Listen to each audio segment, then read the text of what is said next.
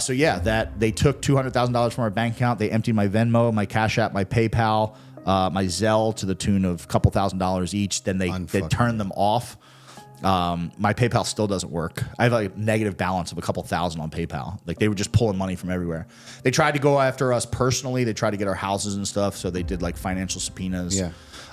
Then we had to get smart with money. So what we would do is we would open bank accounts under new LLCs all the time. Right. Like we had an LLC, and the LLC would just take control of the old LLC. Right. So we just made like a mess. Use for them. their own tricks against them. Yeah, we just our one LLC was called Murphy's Favorite Gym, and we were having people write checks, like donations were coming into there, and we were having fun with it as awesome. most we could. But we would spend any money that we had right away.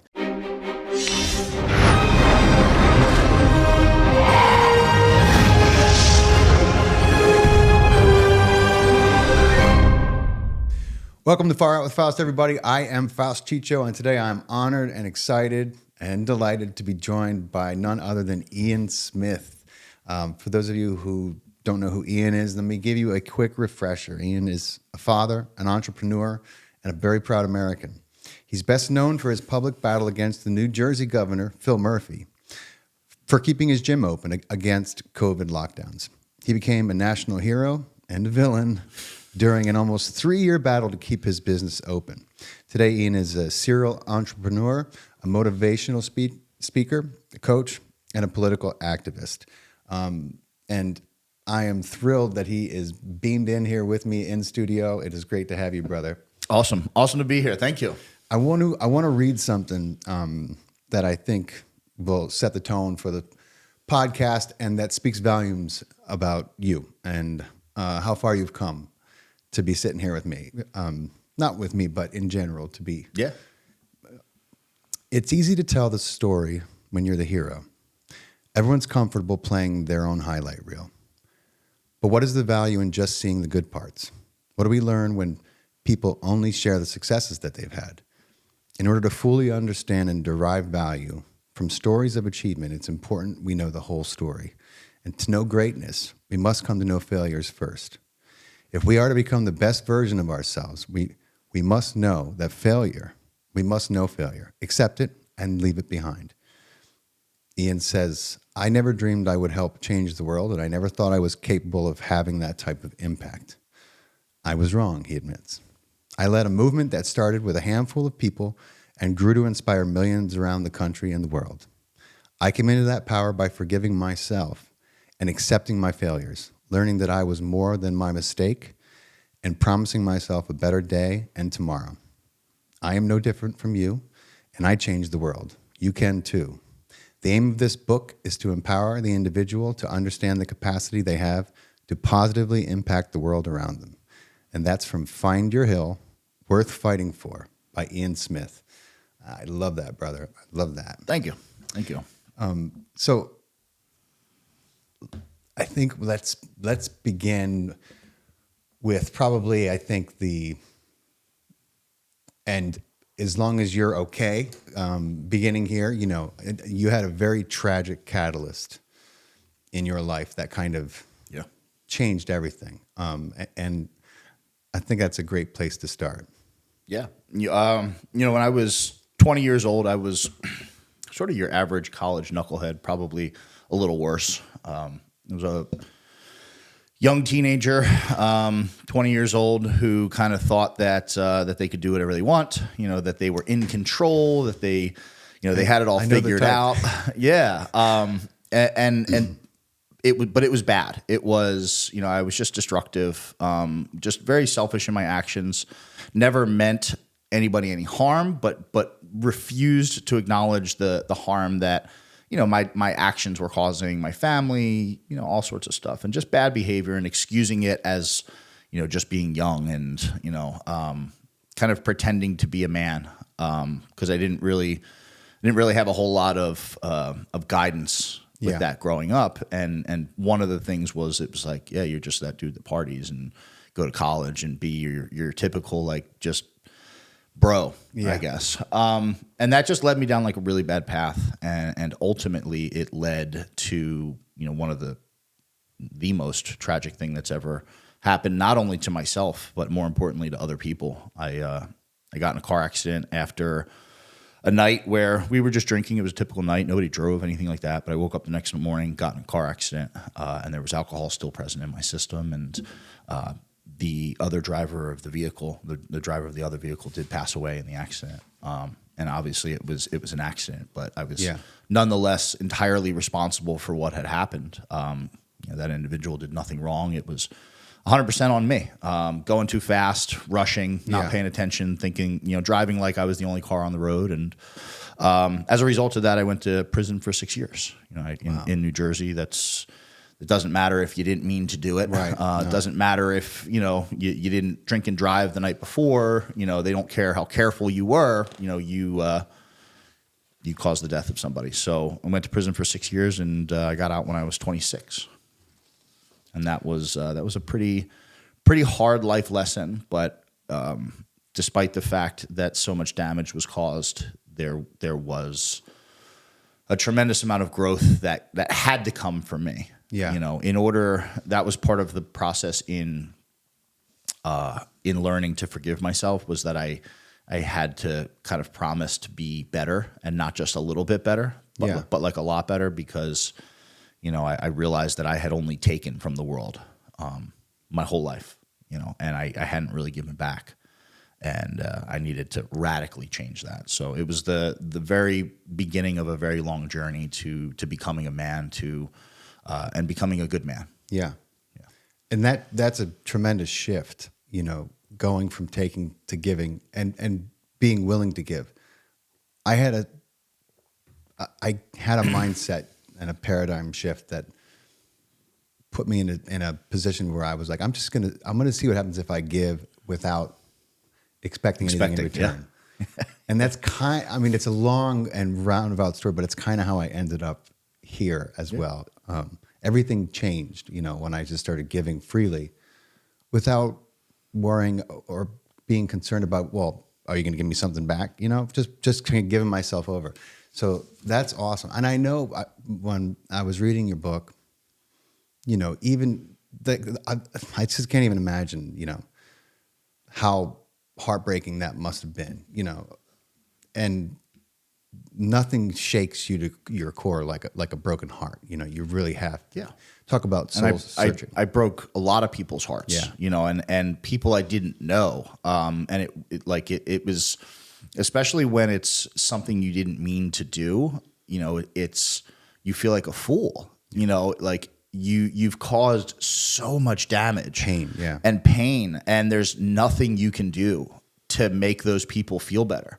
At least not now. Maybe down the line, when they see what you've done with your life or whatever. But like in that moment, you are just responsible for all of that, and you have to take it. You can't run away from it. You can't pretend like it wasn't. There was no hiding from it, and it forces you to really reevaluate every aspect of your life.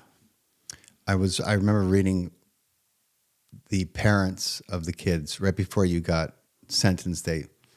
They said something to you that really kind of had a tremendous effect on you as you were going in for sentencing. Do you remember what? That I was handed a card, and it was by a family member, and she didn't really say much. It's awkward. I can't even. Yeah, awkward. I don't even think is the word. Again, there's nothing you can do to make anybody feel better, and everybody there.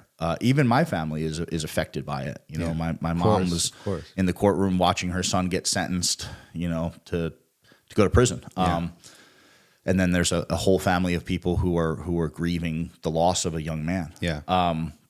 But the card said, I don't hate you. I just hate what you've done. Yeah. And that was, she didn't need to do that. That woman that handed it to me, she didn't owe me any grace. Right. You don't, it's totally understandable, Totally. Yeah. Is that the right thing to do? Yeah, absolutely. But you don't expect anybody to be especially that close to a situation. And just that was like a moment for me where I was like, wow, like maybe I'm not too far gone. Yeah. You know, maybe there's some redemption for me somewhere, and I don't know where, but like I thought everybody hated me. Yeah. And I'm sure there's plenty of people who did, and again, can't blame them, and maybe still do. Right. But I was blown away by that, and that stuck with me, you know, because the guilt that's associated with something like that, if you don't learn to work through it, it'll crush you. Right. You know, you'll survive, but you'll live a miserable life, and you'll probably go on to hurt more people. Yep. That's you know, usually not having, you know, dealt with that trauma. Right. And that statement from her was the foundation, among some other things that were said to me by some good people. Yeah. That really allowed me just to anchor to something while I figured it all out. Right. And you from the book, I get a sense that, you know, you were struck with how much compassion could, you know, and a little bit of empathy and understanding could change the way that you felt about yourself. Mm-hmm. And, you know, coming from another person, that's a very profound experience to have. Realizing, it's as close to a divine moment, I think, that you can have, you know, two people connecting under like really harsh circumstances. Totally. And there still being some beauty in that really ugly situation. That's God so good, dude. I whenever I see like that's a God moment for me. Absolutely. Like, you know, like God is speaking through people like to you. Yeah. You know, and I truly believe that's how God works. Absolutely. But yeah, that was that, and then there was another moment where a police detective sort of said something else. That's right. You know, this was early before the sentencing. You know, it's a process. And I was distraught. I mean, this was very close to the accident, and you know, I can't even, I can't stop crying. Whatever. And he said when he arrived at the scene, you know, he said, I've been doing this for 20 some years or whatever it is. He said, you know, when I pulled up at the scene, he said I was 100% certain that there were two casualties. Right. And he said, and there you were. And he said, I don't know why. Right. He said, but you know, like you have to remember that, and like you're gonna be okay, and like none of this makes sense now, but like one day, you'll be able to make sense of it, you know, and just know that there's no winners here, right? Like we all lose, like even the cops involved who are prosecuting me, and you know the family loses, I lose, my family, like so, and he just said basically like you're going to be all right, kid. Yeah. Like it's not the end. And again, this guy didn't have to say anything to me. Like, you know, he could have just did his job, and you know, those moments can be so life-changing, you know. Yeah. You never forget them, and it just speaks to not only the power that we all have, but also not to use a cliche, but the responsibility that we should feel in regards to the way we interact with people, you know, and how we can affect people simply by either being unconscious in our interaction or conscious with a side of compassion can go a long way in helping someone else realize things about themselves, you know. And so I thought I would just speak that out loud for and it's just, you know, and my story has a lot to do with, you know, I tell people a lot, you know, through all of my stories, you know, that you can have more of an impact than you realize. I think one of the biggest things today is that people don't realize how powerful they are, and how much everything they do matters. Yeah. And that situation, you know, with the woman or with the police officer, like they were very powerful in that moment, and they changed, you know, whether they'll ever understand it or not, or know it or not, they changed the trajectory of my life in a way that it was huge, you know, and it's just a simple conversation, you know. So if people realize that and just kind of pay attention to the moment a little bit more, and be there with whoever they're with, you know, like those conversations kind of happen naturally. Yeah. Instead of just kind of tuning out and holding the same space as a person, really seeing what that person needs, you know, from you in that moment, and you know, just that goes back to what you said about instead of showing up looking like, what is this here? What is this person here to give me. Yes. Yeah. Like, and which is another way of saying like, how can I best be served by this interaction I'm having? You know? By my surroundings. What can I take from this? Basically, you know, as shifting to what can I give to this? How can I bring myself to it in a way that helps everyone else? That is the opposite mindset. But I think many people don't realize that we're in this society we're raised in, we're naturally like, I met this person. I wonder what's going to come of this for me, you know, as opposed to what I can give.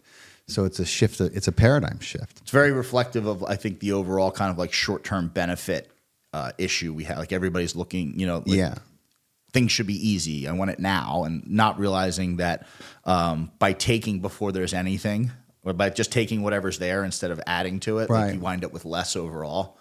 You know, true.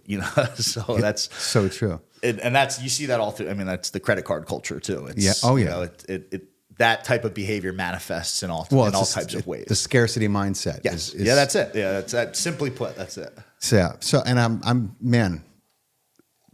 Try it. Whoever's listening, try it. Even just for a few days, for a few weeks, and see what fruit it bears. I'm telling you, it's a game changing paradigm shift. You know, when you start to approach every situation, like, all right, I'm gonna give myself this. I'm gonna bring myself to it. What can I give this person? What can I give this situation? You know, it doesn't have to be like complicated either. Like you can start with, you know, something I've done over the years is like just being more, again, like in the moment and giving people the attention. Like when you're at the grocery store, instead of just like letting the cash register ring up and say hi, say like, "Hi, how's your day?" Yeah. And being present. Yeah. And just, you know, I hope you have a great day. Like, you don't know what kind of day that person's having. Like if they just got chewed out by their boss, like they might be like, you know, I'm done with this job. I hate this place. And then you might come along and give them 30 seconds of just being there with them.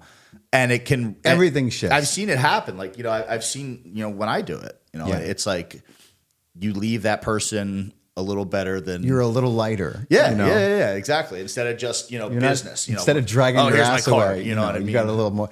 I remember I was traveling the day that everything went kaputs a few weeks ago, with the airliners and that must have been fucking fun. running. That must have been fun. And it was complete. I had a buddy who was stuck in Atlanta, trying to get home. That was probably and that's like the worst place. Of course, that's where I was. And this woman, I came up to her. I said something, and she said, "Honey, something's gonna go right for you today. Yeah, I know it." And I said, I thank you. I hope so.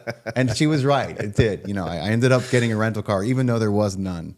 There you go. There you go. But I walked away from her. I was like, it's gonna be fine. And then we rented a car. We went to Florida. We made it there by that night.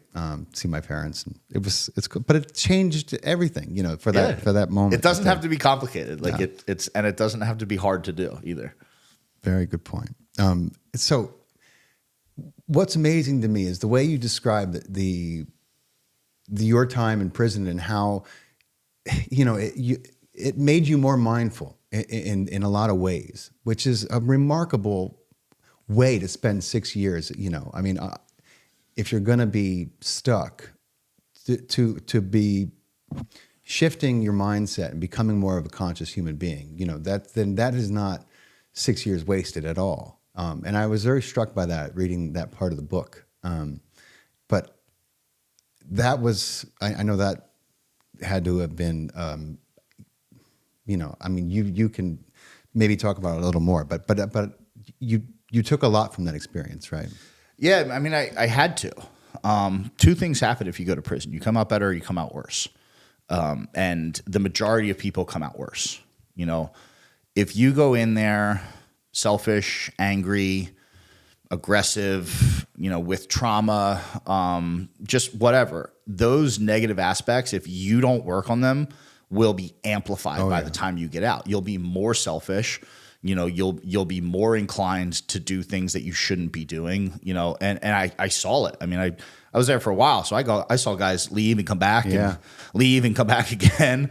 And, you know, I did not, did not want that to be like the last chapter, Yeah. you know, where it was like, oh yeah, you remember that guy Ian? He went off to prison and nobody ever heard from him again because, you know, he got out and just lived some crappy life, you know, and didn't use the time. I was there. I didn't want to be there, obviously. But that was part of forgiving myself was that like, okay, like you're a shitty person. Like, let's look in the mirror and let's really see, you know. Now, you know, I wasn't the worst person in the world, but I wasn't a good person. You know, like I did things that don't reflect qualities of good people, right? You know, and I did them often. You know, so I had to just have that conversation. I actually had that conversation with myself in the mirror, an honest conversation. Yeah, like I looked in the mirror, like took a long, hard look at myself, looked at myself in silence for days and nights on end. Yeah, and I was finally like, you are a shitty person. Like just admit it. And now that you can admit it, like, are you proud of this? Yeah.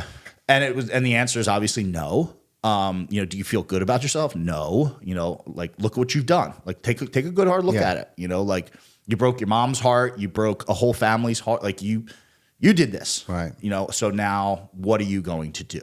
You know, are you going to continue to be a shitty person? Yeah. Or are you going to become somebody that is good enough that they radiate some good back out into the world? So I just kind of had to take a like piece by piece look at myself.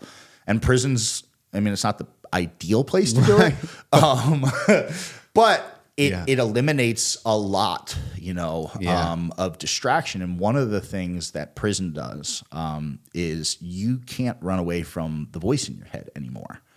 Because there's only, and you can to a certain degree, and a lot of guys do. They spend their time, you know, just doing whatever, you know, watching mindless television, you know, playing poker, which I played a lot of poker. Right.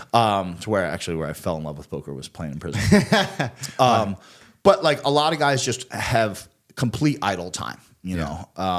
And I was like, no, I'm going to do this. I'm going to do this. And I started this sort of journey of self-improvement. I started reading more. I started journaling and just started to work through all of the stuff. But that not being able to escape that inner voice is a very jarring experience. Because in the world, I mean, if you don't want to listen to the voice in your head, you just scroll Instagram. You know what I mean? Or you go out. There's options for you to do, and you know, you can go socialize and, you know, whatever. So I had to learn to listen to that voice, and that was.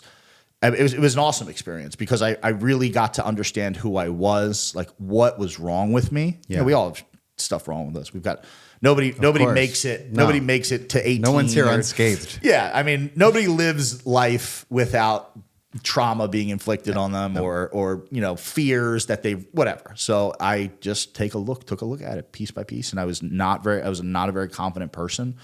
I pretended like I was, but I didn't really have that confidence. So I started to work on myself physically, developed a lot of physical confidence. I started to read more, write more. I always had intelligence. I just never wanted to show it. Right. Because that would have like destroyed the image. And you would have had to have more responsibility then. No, that's exactly it. And I talk about that in the book. One of the things that I found out that I was afraid of was expectations. Because I was afraid to fail. So my little cloak of armor for myself in this immature state was like, I'll just be like somebody who's not reliable. So then nobody will ask me anything. Yeah, exactly. So I don't have the expectations, you know. Oh, it's Ian, he just parties, and oh yeah, you know, he's a smart kid, but he doesn't apply himself. Right. Like you can't depend on him. And don't ask him. Yeah, don't ask him for it. Yeah, like that was my defense against my fear of failure. You know, so prison's an interesting environment. It really, really is, and there's actually a lot of people in there who do want to be better. Yeah, and I gravitated towards those people and. Learned how to navigate the prison world, which is every single one is different. They're like their own little ecosystems. You know, there's different dynamics. Yeah. You know, you have to deal with race issues and gang issues and power structures and stuff like that. But once you kind of figure it out, which I did, it's the worst part about prison is just it's being stuck there. Yeah, you know, basically. Like. You some of the stuff you see on television and the movies is true. There is violence and stuff like that, but a lot of it is just really boring. Yeah. And the world just passes you. It's like being in timeout as an adult, you know, and you're just watching people like get married, have kids, Right. like do all these things where you're like, man, I wish. And that really helped me change what I valued in life too. Yeah. You know, I was watching like the things that I really held in high esteem become unimportant and be like, man, I just wish I could like just be at home with my family. Right. Like I miss my mom, you know, I miss my cousins, like that kind of stuff. And that just helped me over time, you know, and then stretched that out over a period of 6 years and, you know, throw some push-ups and pull-ups in there every day and develop a routine. And I think the biggest thing, it taught me how to be happy when there was like nothing to be happy about. Internally generated. That's a huge that thing. has made me really kind of like bulletproof through the years, is like I've just been able to endure when things are not good. Because we had a group of guys and like bad stuff would happen. Like, you know, gang violence would break out and you want to hear of a bad day. There was a unit called SOG, which is Special Operations Group in the New Jersey Department of Corrections. It's basically like their SWAT team. Right. And these guys come in and they are the absolute Goon Squad. They come in when the COs can't handle what's going on. Oh, really? Wow. And they're like mobbed out, all black SUVs. They pull up unannounced and like the prison just gets flipped upside down. Anything that you have that's a personal item, forget about it. It's probably destroyed or lost. Don't care. Hours and hours of like standing with your, they call it butts to nuts, like right up to the next guy, and your arms have to be, it's just torture. Yeah. That's a bad day. Yeah. You know, like that lasts 48 hours. Damn. You know what I mean? Like, so when you get out and you're in like a traffic jam or like just things aren't going right in your day, you're like, it's not nearly as bad. Yeah, this isn't a bad day. Yeah. But that's like a really important, like a lot of people don't possess that. We get so upset because we're just like laser focused in on our life that you. Oh, totally. You can't see like, hey, it's not that bad. All right, you're going to be 15 minutes late. Right. Like it's fine. You know what you're I mean? not, like, you don't need to punch the steering wheel. You're not stuck in traffic. You are traffic. You know what I'm saying? You're like, damn it, these people. You are the problem. Be like, why don't you just take an aerial view of yourself right now? It's a good way to put it. These you are people, traffic. You know, it's so true. But I mean, you know, human beings we're spectacular in that way. The way we have this ability to separate ourselves from context. Everything else. Yeah. Everything basically. But that's amazing, man. So it sounds a lot like, you know, when you start to get into meditation, it forces you to come up against yourself, you know. It can be dark literally, you know, and metaphorically. But it's just you, and you decide that you're not going to get up, you know, that there's nowhere to go. It's just you just keep coming up against yourself, and that helps kind of rearrange your priorities, what you understand you are capable of, you know, so many things. Not that I'm not comparing it to, I mean, I guess I am a little bit, but what I mean no, is it is the same thing. It was just forced meditation for me. You know, it's the same concept. You know, it just removed any excuses I had to, you know, like, and, you know, I may not have been, you know, following a certain type of meditation, but it was reflection. It was sitting in the quiet of your own mind, and coming up against these things that you've run away from for so long, or ignored, or tried to put away and never look at again, that really drive who you are. You know, I had a lot of repressed anger, and I never want to blame anybody else. You know, it's still your responsibility. Yeah. You know, whatever's happened to you, despite how unfair it is, you know, is still your responsibility to deal with. You know, and I had a lot of like anger issues towards my father, that I refused to acknowledge. You know, I was hurt, but I didn't want to be hurt. So it was like, right. But a lot of that drove my sort of like destructive behaviors. Sure. You know, I don't know why, but when I realized I had to just forgive him, regardless of the fact that I'll never get that from him. Right. You know, that like, and I don't need it. Like, right. Because I'm just letting it go. That's the power of forgiveness. Letting it go. Instead of saying it doesn't hurt me and holding on to it, I say that hurt me and I just let it go. like, and there's a million examples for people. Absolutely. But just being able to do that is, you don't have to be in a prison cell to do that, and you shouldn't go to a prison cell to do it. You should find a better way. Exactly. I don't recommend 6 years in prison to fix what's in your head. You can do it through meditation. You can, and it has to be done. I really think the world wouldn't look the way it did if more people understood that you're not going to walk away from your trauma and your pain, without hurting someone. Most people are not. They're going to go on, and they're going to try, and then they're going to have to try and figure out how they ended up becoming so hurtful, and then the process begins. But if we could all do that, maybe before we start, annihilating people, that would be great for this species. And I talk about that a lot. So I understand exactly what you're saying. It has to come out, one way or the other.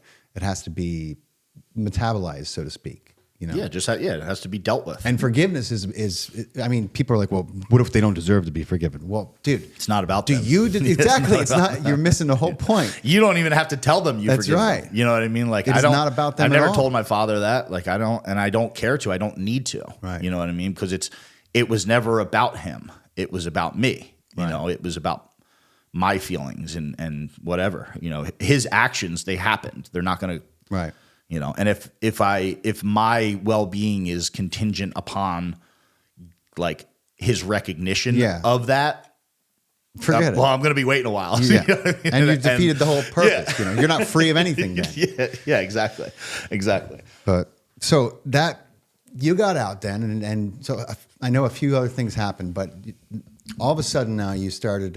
You found a business partner.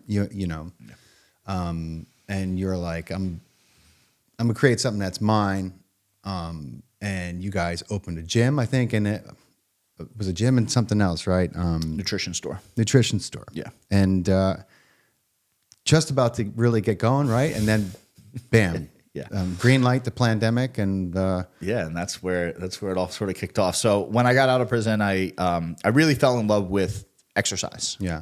That was something that when I was in prison, it was something physical that I could anchor to that nobody could take it away from me. Like, when you go in, they take away your clothes, they take away your schedule, your freedoms. You're a number, right? You know what I mean? When you can talk to people, how you can talk to people, where you eat, when you wake up, when the lights go on, everything is controlled. But they couldn't take that away from me. No matter what, I could get on the ground, I could do some push-ups, and I could train my body. And I fell in love with it because that became a big part of me clearing up what was going on in my head too, and the confidence issues I had and all the pain and all that stuff. And I wanted to share that with the world because it had helped me tremendously. It was like the catalyst, so to speak. So I got out and I was working in corporate fitness and, getting jobs wherever. And I just didn't like it. And I went off on my own, became a personal trainer after being fired for my record. And I decided, I'm like, I'm not going to do this anymore. Like, I'm not going to play somebody else's game. So I was a personal trainer for about 3 years, wildly successful. I was busy, got about as successful as I could get. And then the opportunity for the gym came, and we jumped on it, and it was a absolute dumpster fire of a gym. Yeah. But the man who would become my partner, he owned the nutrition store that my little studio was in. So he's got a track record. I know this guy is solid. I know he can work, and he's got a great reputation in the community, and so do I. So we were like, all right, well, we'll buy this dumpster fire. And we did it with like almost no due diligence. And it was way more of a dumpster fire than we thought it was.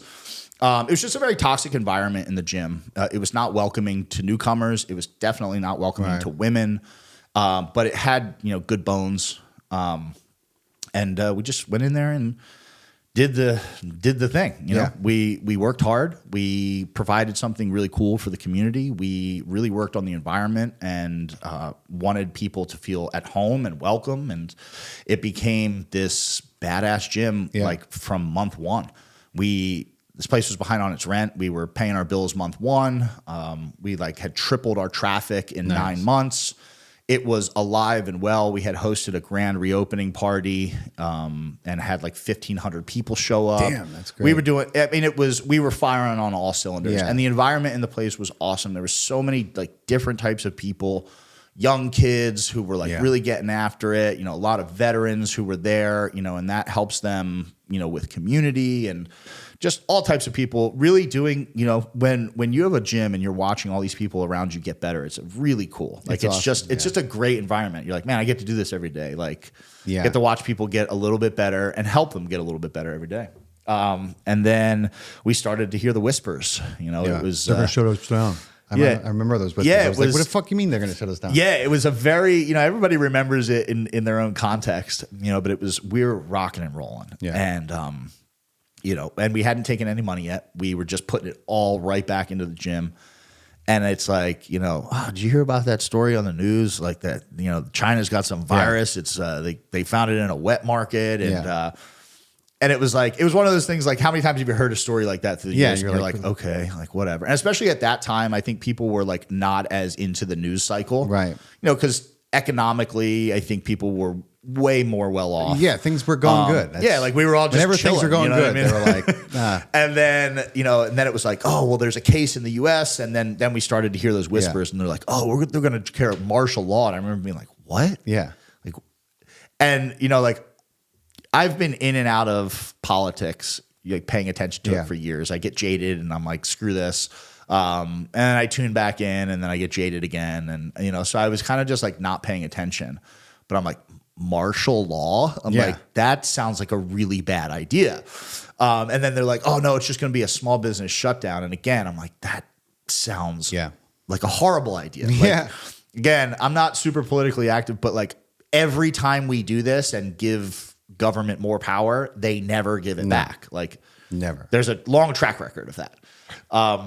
So we were very skeptical, but again, the pressure kind of came and everything mounted. And ultimately we didn't know enough to stay open confidently.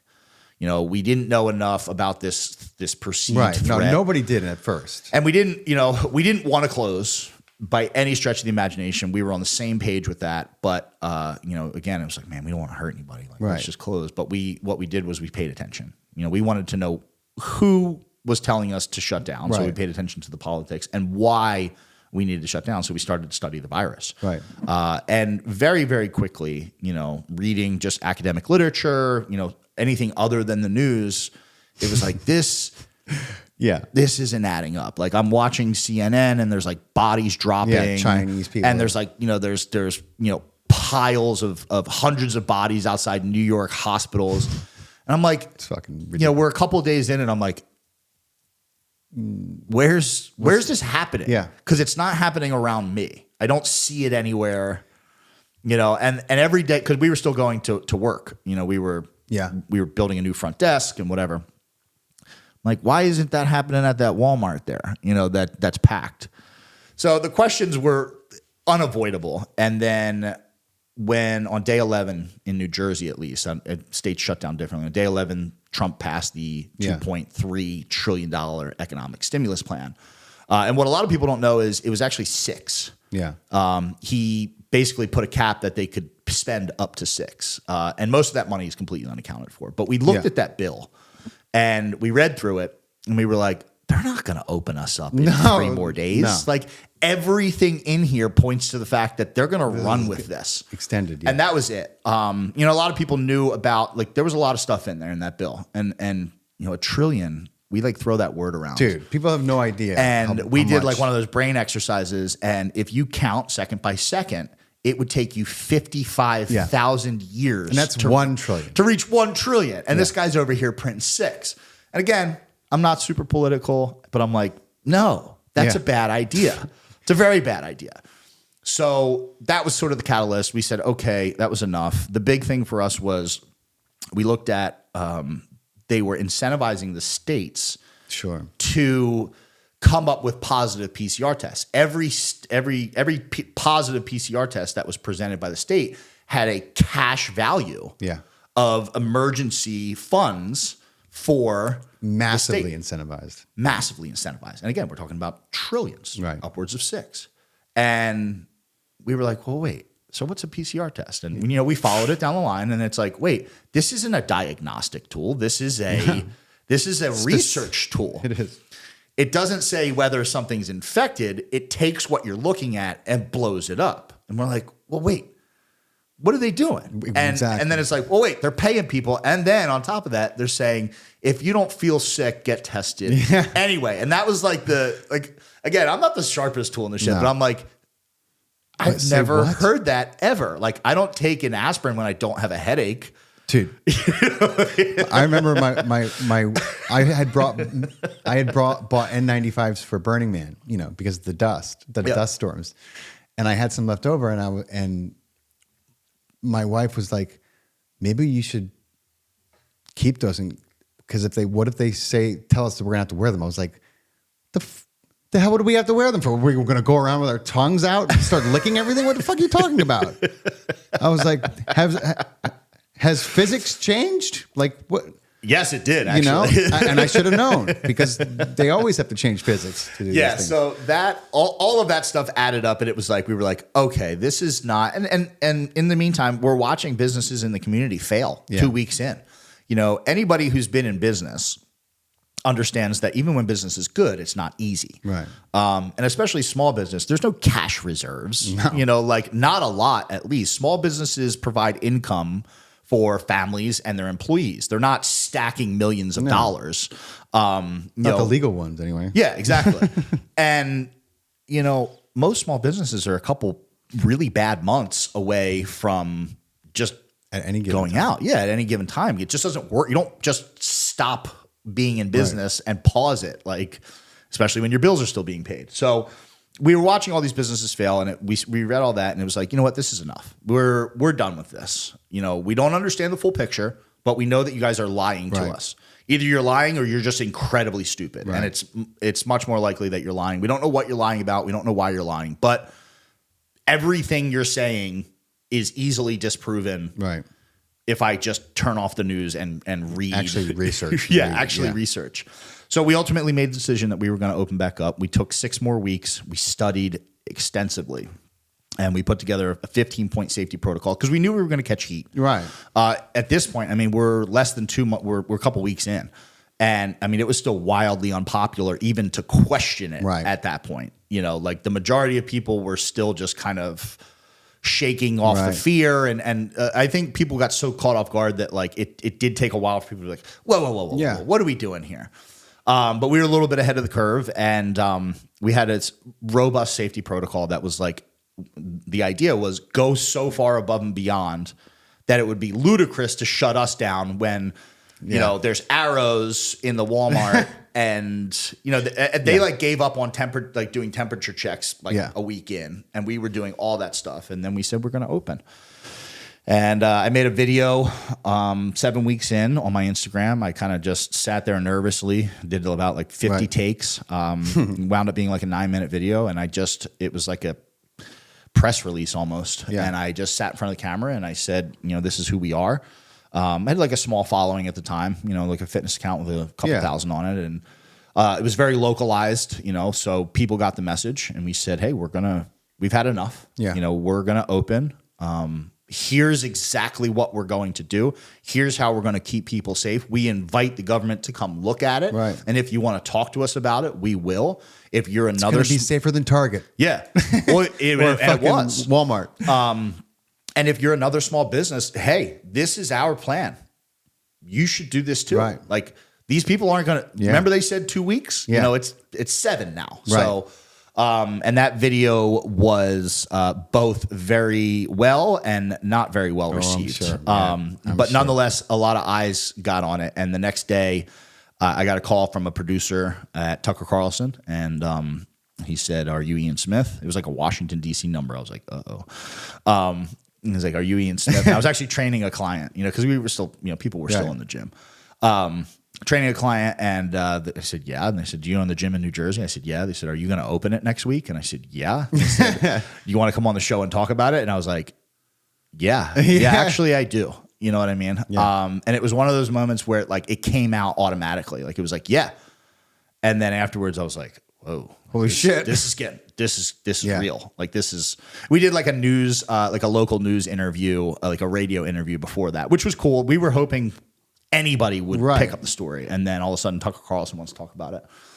And they say, I knew it wouldn't be long after that Tucker was going to be out of mainstream As soon as I saw him reporting on that, I mean, I have to give a lot of credit to Tucker. Yeah. He covered that story when it wasn't popular to do so. he did. Absolutely. And like it was still, you were still a grandma killer at that point. That were wildly, at least among his peers, that you could not hear anywhere else. He was speaking, he caught on to a lot of the shit. And it was like, wait a minute, what is, and I was like, and I never really liked Tucker before that. I never really watched Fox News. I used, like, maybe 10 years ago, I watched it for a hot minute, but I was like, mark my words, I said to my wife, I was like, he won't be on Fox that much longer. And I guarantee you 2 more years and he was out or whatever it was. So I went and did that interview. I was so nervous. I remember kind of sitting there in the studio with the Philadelphia backdrop behind me and the lights in my face, and I'm looking at myself on camera, and I can hear Tucker, and like the opening monologue starts, and I hear it, and like my heart is like starting to like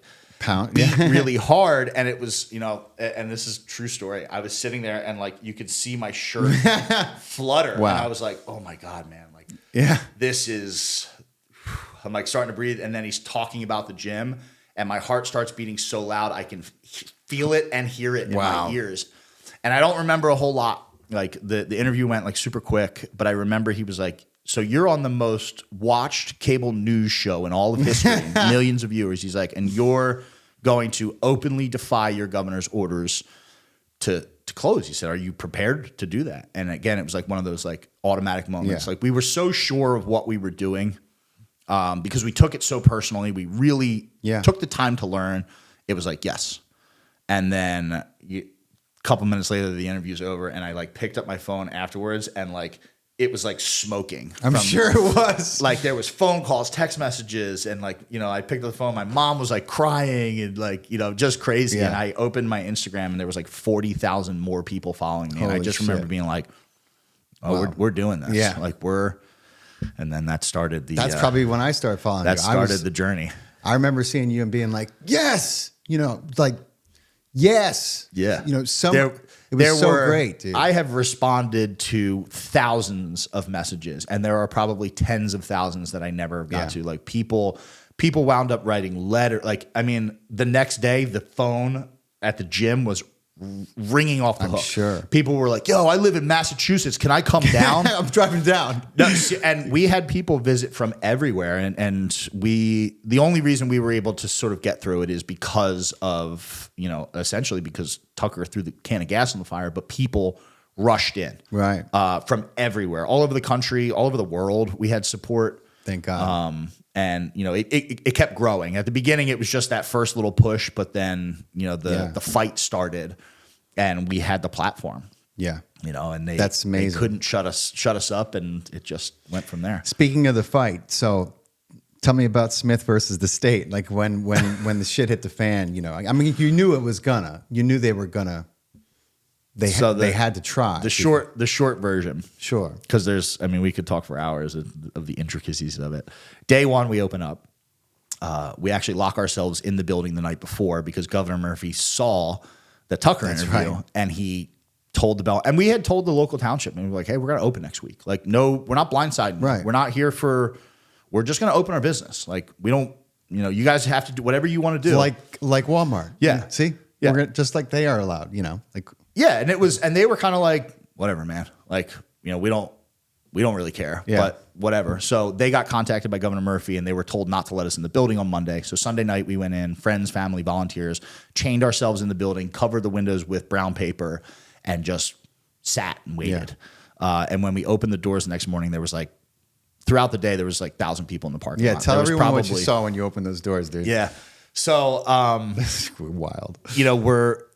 Nobody slept, obviously. And, but like you started to hear noise, and it was like 3 o'clock in the morning, 4 o'clock in the morning. I'm like, damn, there's cars out there, like already. Yeah. Like, whoa. And I'm like, and we'd like peek out again, cause we didn't know who was out there, and like peek out. And I'm like, oh dude, there's like a lot of people out there. Like, holy crap. Yeah.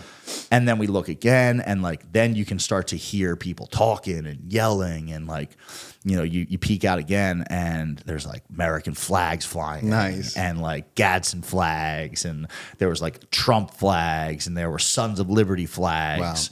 Wow. And I just remember thinking like, holy Yeah. shit, man. Like the cavalry arrived. Like we're going to be okay. Yeah. Like, I don't know how or what's going to happen, but like, we're not in this alone. And get a phone call at like 7:00 in the morning, and it was Pete Hegseth from Fox News, and he's like, "Hey man, I'm on your front step. Can I get an interview, like the Fox and Friends national interview?" I'm like, "Yeah, we're coming out in a couple minutes." Yeah. And we threw those doors open, and the parking lot was packed. Just people like, I mean, there were signs, it was crazy. And there's this picture. We had a photographer in there with us. He was a local photographer who, freelance, and he contacted us. He's like, "I want to cover this." Yeah. And we're like, "Whatever, man, you're getting locked in." Yeah. And he rode with us.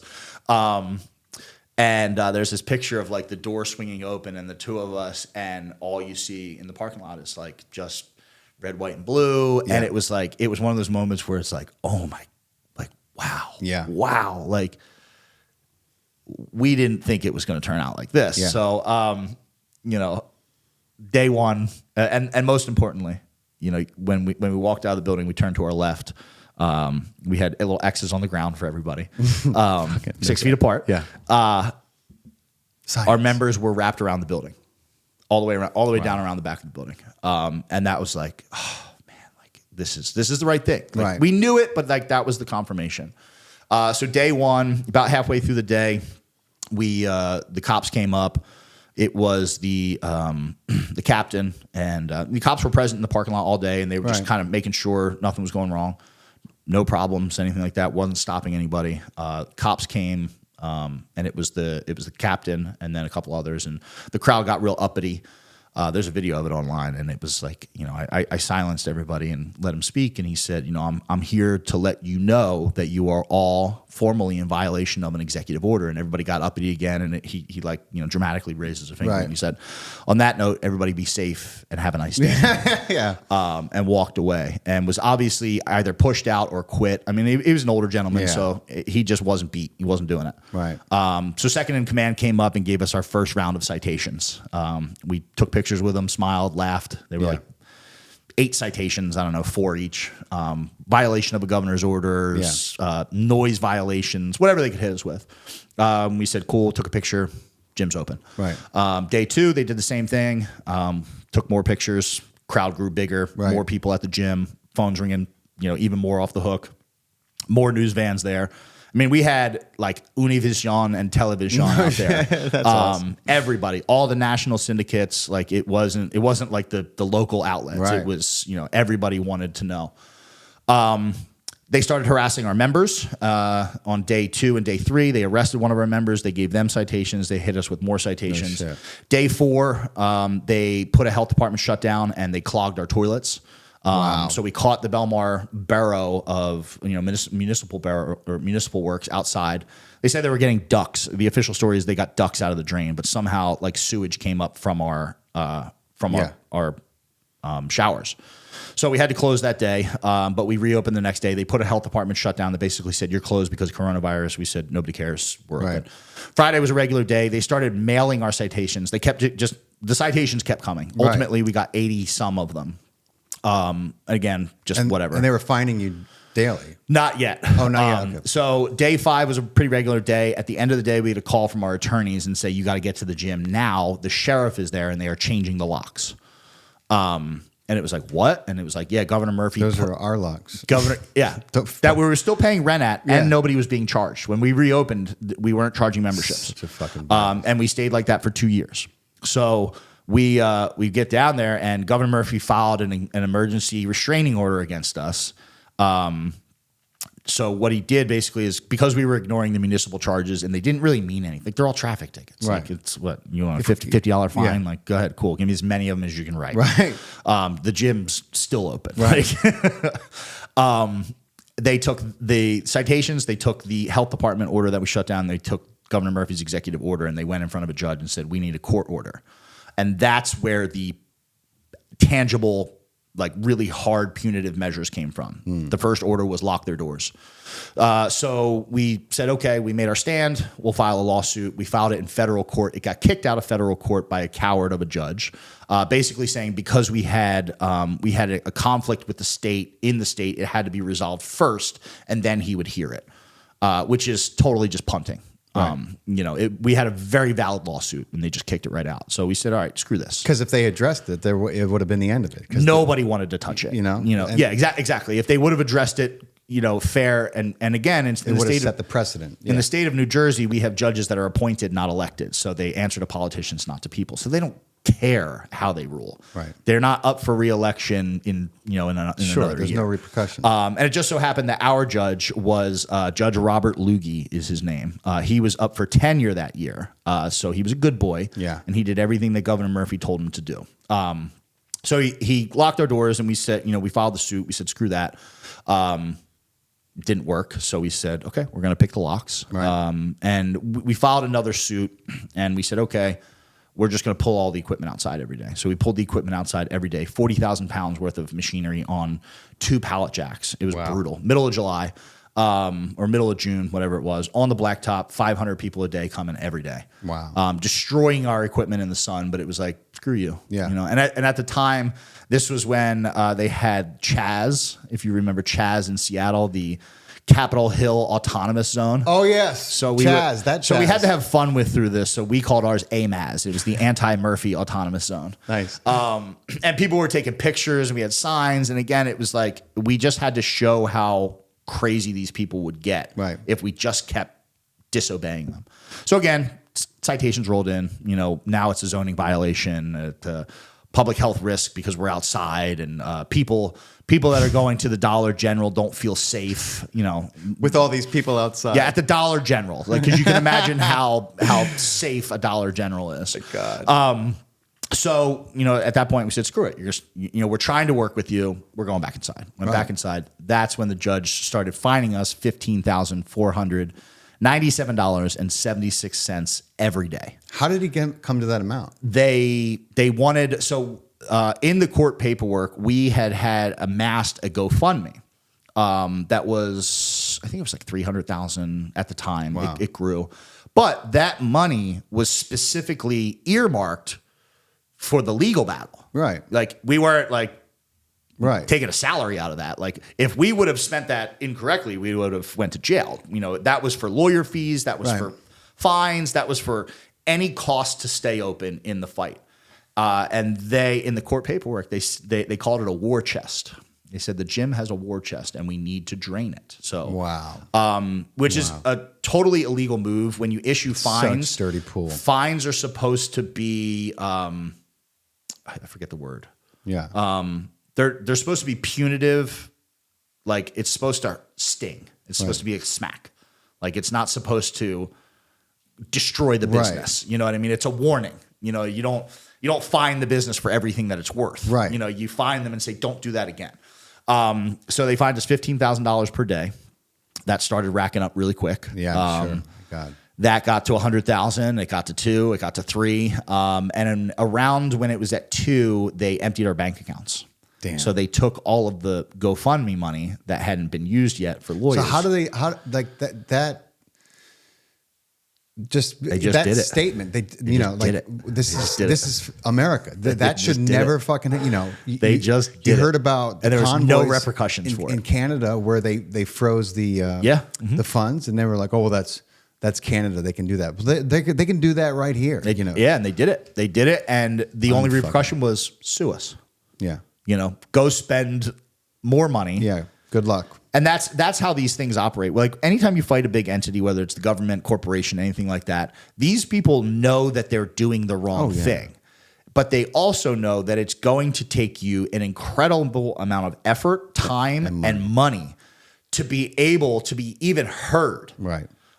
So they know, like, hey, we can get away with a lot. Yeah. You know what I mean? Because you can't go the distance for the most part. Most people can't. You know, we were very blessed that we were able to go, and we're still going the distance. That's an unlikely scenario. For the average person, we got very fortunate because of the eyes that were on us. Right. But we weren't the only business that was being fined. Right. You know what I mean? Ours was maybe the most insane. That they took $200,000 from our bank account. They emptied my Venmo, my Cash App, my PayPal, my Zelle to the tune of a couple $1,000s each. Then they turned them off. My PayPal still doesn't work. I have like a negative balance of a couple thousand on PayPal. Like they were just pulling money from everywhere. They tried to go after us personally. They tried to get our houses and stuff. So they did like financial subpoenas. Yeah. Then we had to get smart with money. So what we would do is we would open bank accounts under new LLCs all the time. Right. Like we had an LLC, and the LLC would just take control of the old LLC. Right. So we just made like a mess. Use for them. their own tricks against them. Yeah, we just our one LLC was called Murphy's Favorite Gym, and we were having people write checks, like donations were coming into there, and we were having fun with it as awesome. most we could. But we would spend any money that we had right away. Right. So we had a couple $1,000s, pay the rent. We had a couple $1,000, pay more rent. Pay the electric. Whatever it was. So ultimately, fines up in the millions. They didn't collect on all of them. The way that they would have to go and collect them was like one day at a time, so they had to go back to court. And I don't ever think that they really wanted to collect all of them. It was just in case they needed it, they could go in and fine us and take any money that they had, because it was ludicrous. Those daily fines ran for, I don't know, 8 months, 9 months, or whatever that total. Once you hit your first million, you kind of just and then finally they came back again to lock our doors again, and we took the doors off the hinges, and then we were open 24 hours a day, 7 days a week. We did that for in total it was about 40 days and 40 nights. We were ultimately arrested, or we were arrested in the beginning, and then we kept doing it. But they locked. What did they say they were arresting you for? Violation of a court order, because the court. So that's where they got all of the jurisdiction. Sure, because without it, they wouldn't have. Yeah, they had no action. So it's all based on this phony court order. Wow. And again, you want to fight it, sue us. Because right now the court order is valid and you're breaking it, and therefore you are breaking the law at this point. So they locked our door, or they tried to lock our doors. They weren't there. They locked us up. They put plywood up over it. Again, I just called Tucker and was like, "Hey, just save a spot for me tonight. I'm going to send you a video." Yeah. Tucker was great to us. He had me on the show 12 times. That's awesome. Because I'll never forget this. Getting off topic, but after the first show, they were like, "Yo, you're in for it." Yeah. Like, you guys are going up against it. And he said, you're going to need eyes on you. Yeah. And he said, you ever need 5 minutes, let me know. And I would call him when we would hit a lull, or when something big would happen, he'd be like, yeah. And maybe not that day, maybe the end of the show for 3 minutes. Sometimes, the opening of the show, but he did really right by us. God bless him. I have a tremendous amount of respect for him for that, because, a lot of people wanted to interview us. But a lot of people just wanted the sensation. Sure. And that's, I'm glad for it too. It gave us the eyes. Sure. It was mutually beneficial, but he really cared about the story. So we ultimately lost our business license as well. We kicked those plywood doors in. That was the whole Tucker point. They put plywood up, and we came back and we just kicked literally just 300. It was a 1/4 inch thick sheet of plywood. Wow. So I don't know what the game plan was there, but if you've ever seen anybody that has been a member of that gym, that wasn't going to stop anybody. Yeah. Not even our girls that were at that gym. So next step was they suspended our business license. They took our business license from us, and then they reopened gyms a week later. Those mother. Yeah. Wow. So that was about a year or so in, give or take, when they opened gyms, and then we operated for another year without a business license. Sued the township multiple times, kept losing, and ultimately the township kind of just folded their cards. They couldn't handle the lawsuits anymore. Yeah. So 2 years in, we got our business licenses back, and we resumed normal business. And from there, it's just been unwinding the legal battle. But they got their nose bloodied, and they ultimately walked away. Yeah. Now it's just the long road of actually getting some legal remedy. For it. Yeah. My God, man, what a fiasco, and what a. I probably missed a couple parts in there. Oh, they threatened us with 4.5 years in prison. We were ultimately sentenced to 1 year probation. We didn't have the resources to fight a criminal, because that was a criminal case. Right. We didn't have the resources to fight that and the civil stuff, so we had to pick. So we ultimately had to make a deal with the state, which was BS. But there was only so many donations to, and we had to focus on keeping the gym open. So we both got a year of probation for that. That was the biggest joke ever. I mean, my probation was like, "What are you here for again?" Like, he's like, "Okay, I'll see you in 12 months." Yeah. Like it was, Oh, that's cool. Yeah. But yeah, that's most of it. Wow, man. I mean, you guys endured just the fact that most people would have probably been like, all right, we were extremely fortunate for a lot of reasons. One of them being that he and I were on the same page. We were both equally as upset about what was going on. A lot of businesses had like partners who were like, I don't want to, or they got a partner who's involved in multiple other businesses and like it's not hurting him as bad or whatever it was. But we were on the same page, and then we had the community of people, and thus the resources that brought. Awesome, man. There were plenty of times where we were like, what are we doing? Well, you had, I think you had at least half the nation rooting for you, me included, Ultimately, it became more. Over time, absolutely. It was like, the best way to describe it is every time they did something to us, they would either piss people off more or they would piss more people off. Right. So example, when they took that money from us, right? So my Instagram became the emergency broadcast system. Right. And I was just like, hey guys, like update from the gym. They took all of our money. Yeah. But we're still open. We don't know what we're going to do, but see you guys today, see you tomorrow. And that pissed people off, obviously. People went on our website and bought t-shirts instead of donating.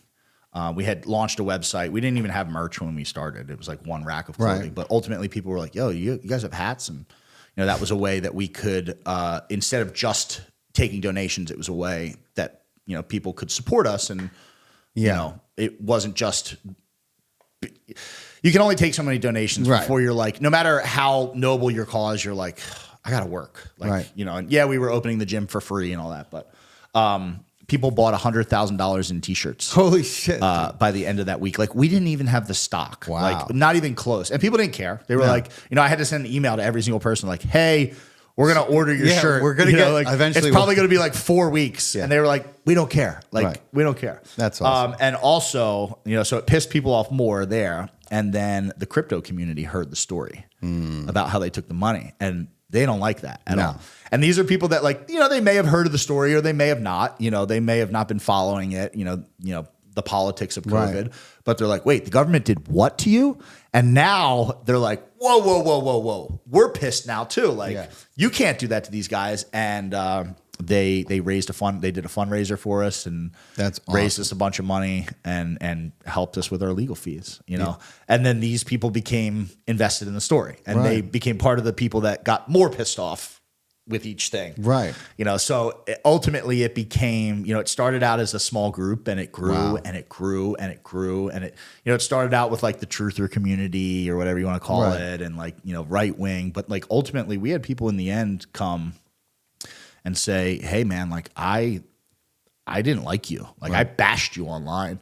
Like I live a couple towns Super over. spreaders. Yeah. Like, and I really thought you were a bad person. Yeah. Like, and I thought you were selfish and, it's a year in and, now they're forcing me to do something I don't want to do. And I understand it, like this guy may have thought I was stupid for opening the gym for COVID, but now all of a sudden he's got to make a decision to keep his job. And he's like, wait, these guys are right. So it kept growing and growing and growing. And ultimately it did become a majority. It did. It was beautiful the way it grew. Yeah. Hold on one second. This camera just flickered. Yeah. Cool. Little break. Switch my nicotine. Human detect middle. What? Is those instructions or? Fantastic. Human detect middle.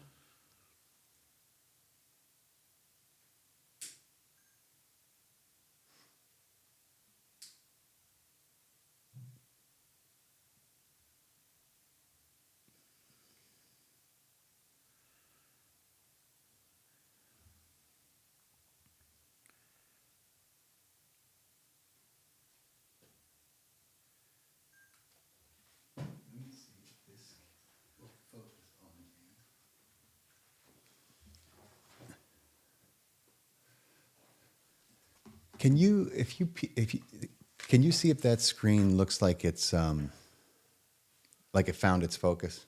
Yeah, it's the little box is following your face. Okay, cool. Okay, we should be fine then. Yep, as you're moving, it's. Yep. Okay, awesome. Cool. Sorry about Still following me over there. Yeah, that's the only one that I don't know what's going on with it, but Nothing about this stuff. I just know that this stuff is very complicated it's a pain in the butt. and delicate. Yeah. That one camera I always got to keep an eye on it because it kicks off after a while.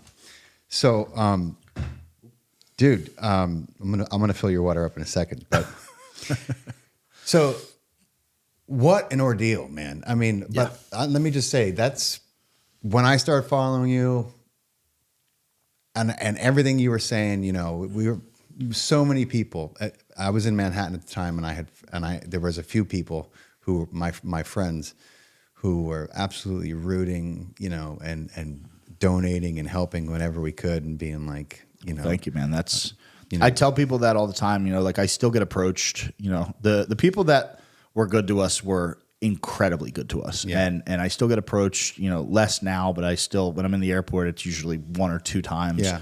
And people always thank us, but the reality is that it would not have been possible. Yeah. You know, with all the courage and determination and hard-headedness that we had, if we didn't have the resources, Right. and not just the financial either, like the resources were so broad that collectively it made us unstoppable. Like if I needed to get something out, I would just post it, and we were getting like 50,000 reshares on like videos with like no production quality. It's me like, guys, we need help. You know what I mean? Yeah, man. And ultimately that, you know, the people buying T-shirts, again, those T-shirts, we sent them out to 18 different countries outside of the U.S. Damn. Again, That's another cool story. I'll never forget this. You know, going back to this idea we talked about earlier, you never know the impact you're going to have by your choices, right? We didn't know that it was going to turn into this. I got a package from Australia, and I pulled it out. It was a newspaper folded up, and it was like the Melbourne Times or something like that. And the headline is anti-lockdown protesters clash with police. And there's this landscape picture, and it's like a police line, like swatted up in, you know, or suited up in riot gear. And there's this guy, and he's like standing down the police line, and he's waving an Australian flag, you know, like the picture is just like an epic picture, and he's got a shirt from the gym. No shit. And he's wearing one of my Make Politicians Afraid Again hats. And it was like one of these moments where we're like, wow. That's awesome, man. Like, wow, we have people really behind us on this. Yeah. And ultimately all that, the prayers, the people that showed up, we had people who were regulars at the gym who were driving an hour, 2 hours, even long after we reopened, or like things were allowed to reopen. People were and we had people who were taking road trips. Yeah. At the height of COVID, we had people from like 7 or 8 states a day. Like it was like, you know, New York, Connecticut, PA, all parts of Jersey, Delaware, Maryland, Virginia. Like people would pop in, they're like, yo, we just got a hotel. Like we're from Ohio. Like, you know, what is it going to be for a week? And we'd be like, oh, we're not charging. And they'd be like, all right, well, let me buy some T-shirts. You know? And it was just this collective effort. You know, it's a beautiful thing. Amazing. Yeah. Community. It's huge. So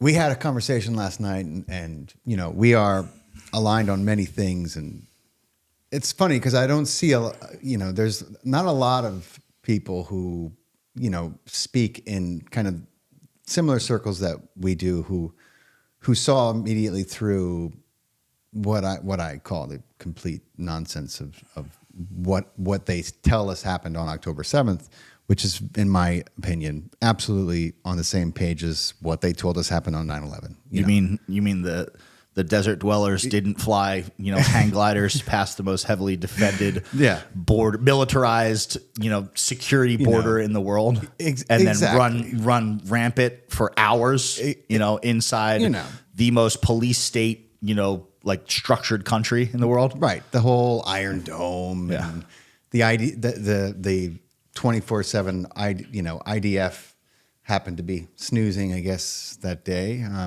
For like 8 hours. Yeah, a good 8 hours. You know, I've been outspoken about that Because Not like a I popular said, topic. it's not a popular topic at all. But again, to me, when I read a headline like that, and I know the intelligence and surveillance and technological capacity of a nation like Israel, which is really on the same par as the United States, one of the few countries that I could say that about.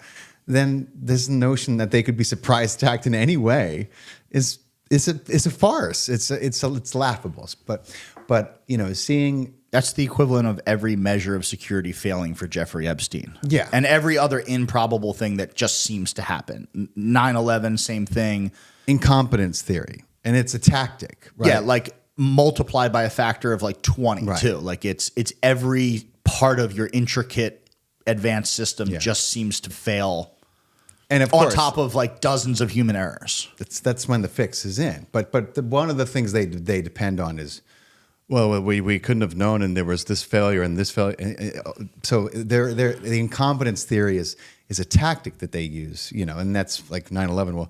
Well, it was a failure of intelligence, a failure of imagination. And so I was like, no, dude, no. The odds of it being coincidentally a failure on all 5,000 things you just listed are zero. You know what I'm saying? I like to gamble, and that doesn't happen. Like it's a joke. Statistically, it's not an improbability; it's an impossibility. Right. Like you can't stack those odds and hit that. And people don't realize that this The is world's longest parlay. right. Come on, cha-ching! Oh my, cash out, man, for trillions, dude. That's what they do. Yeah, it's mind blowing. But I loved. I was reading. You saw and you immediately were like, "Are people believing that?" And I was like, I was like, so few people not only saw the truth, but then had the balls to actually put it out there. Because immediately, as you know and I know, people were very upset.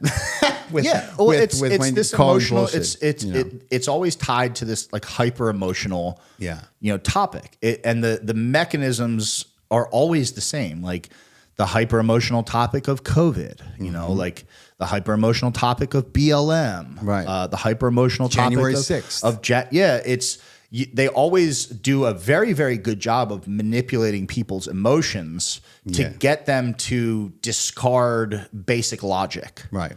And dividing them among party lines. Yes. Making it a left-right thing. They want the disagreement and the fighting. Absolutely. And they absolutely, like when you see these like pro-Palestinian demonstrations. Yeah. It's very clear that these are not organic. No. There may be organic elements in it. Certainly. But no different than anything else that they've jumped into. Right. January 6th was organic. Yeah. There were 99.999% of people who attended January 6th had no plans in doing anything other than showing up and showing support for Donald Trump. Right. But they didn't need 99.9%. They had plenty of They needed the undercover agents. 0.001% of people who are in there and can manipulate things. Absolutely. When you have people who are passionate about something and upset, it's very, very easy to strike a match in that scenario. And there is a lot of stuff that is flammable. It's super easy. And it's so inorganic and completely. But it's funny because with the pro-Palestinian ones, like the right picks up on it and then it feeds their like, well, it's the left's problem, right? Like look at these leftists. Like, do they know what they would do to the LGBT community? I'm like, completely irrelevant. It's so irrelevant. You know what I mean? Like my tax dollars and those bombs have nothing to do with what you're talking about. How did you get so confused as to think that this is a left-right issue? You know what I mean? Like, and people are immediately like into the camps, and then they start dismissing everyone who says dehumanizing each other. Yeah, and I'm like, listen, I am so far beyond that nonsense. But when I see. And some of us, unfortunately, our algorithms on social media have been trained, now all I see is pictures of kids' body parts. Yeah. And there was a documentary. Obviously, other people are not seeing that because they're like, what are you talking about? I'm like, listen, only one side has $1 trillion propaganda machine, okay? And it's not Hamas. Yeah. It's that these videos are not fake. They're being leaked out on the daily. And we know that they can be stopped. Yeah. Like the content that's not supposed to be on the internet or they don't want on the internet is in fact not on the, or it's not easily findable. It's not on your Facebook feed. No. If it's on your Facebook feed, there's probably a chance that somebody somewhere wants you to see it. Right. You know what I mean? Like, and wants you to be emotionally influenced by it. You know, like there's. Yeah. And they're trying, you know, they're, at least they say they're trying, you know, they make promises to try to keep, you know, I mean, it's why the way the news covers what's happening is a joke. It's people don't see it. People don't see through it.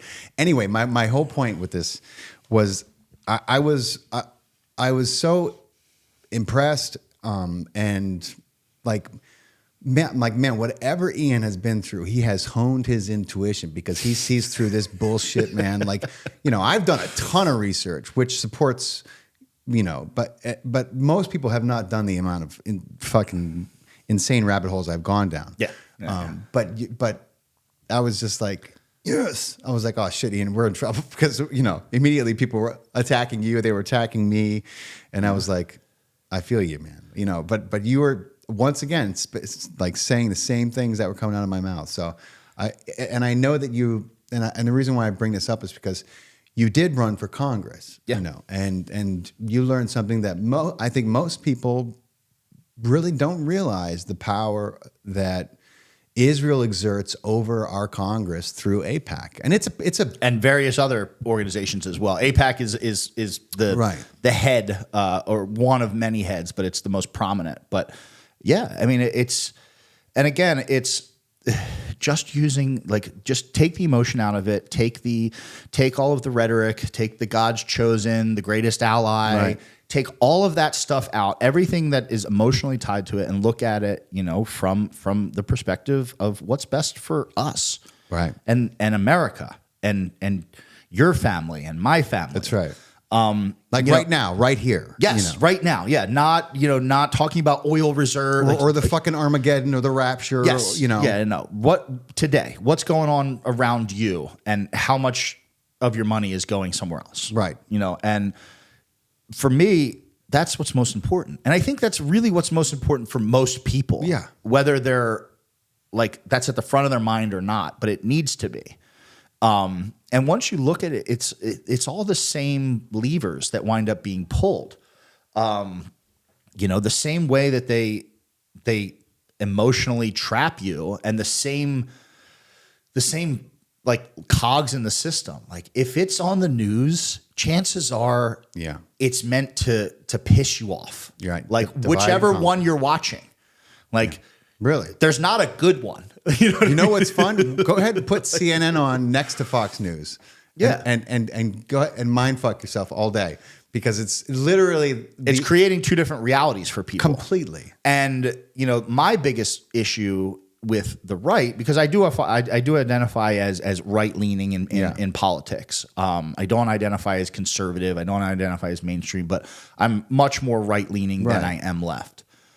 The thing that bothers me about the right is these people for years were spot on with COVID. Right. Like even the most mainstreamy NPC on the right was able to pick up on the COVID BS. Yeah. You know, at least to some extent. And a lot of them were able to pick up on BLM. Right. And like, oh, the big corporations are coming out and, you know, in support of BLM. The big corporations are bad and the media is bad. And a lot of people were able, not at first, but they did very quickly with Ukraine. Right. You know, at first the Republicans were, whoa, we don't like Russia, you know, and then they're like, well, wait a second, you know, and they were able, money. They were able to discern that. Yeah. But then when it comes to Israel, all of a sudden, there's no, you've just completely lost that tool set to unpack this issue. Right.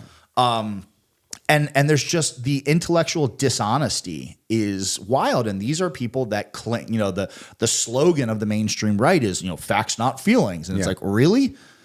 Yeah. You know, good luck applying that here. Yeah. I'm going to say Israel is not our greatest ally and watch you freak out. Right. You know, and then call me names, just like you hate to be What the fuck called. has Israel ever done for the United States? The number one thing I hear, because I do try to talk to people about it. I try not to get into like just low IQ arguments on Twitter. But I do try to have conversations. And the number one thing people say is technology. That's what I've heard the most. Oh, we get all this technology from Israel. And it's they're the if Israel falls, the United States falls to radical Islam. Yeah, to radical. And it's like, really? But how? Yeah. And they're like, well, then they'll come here. Yeah.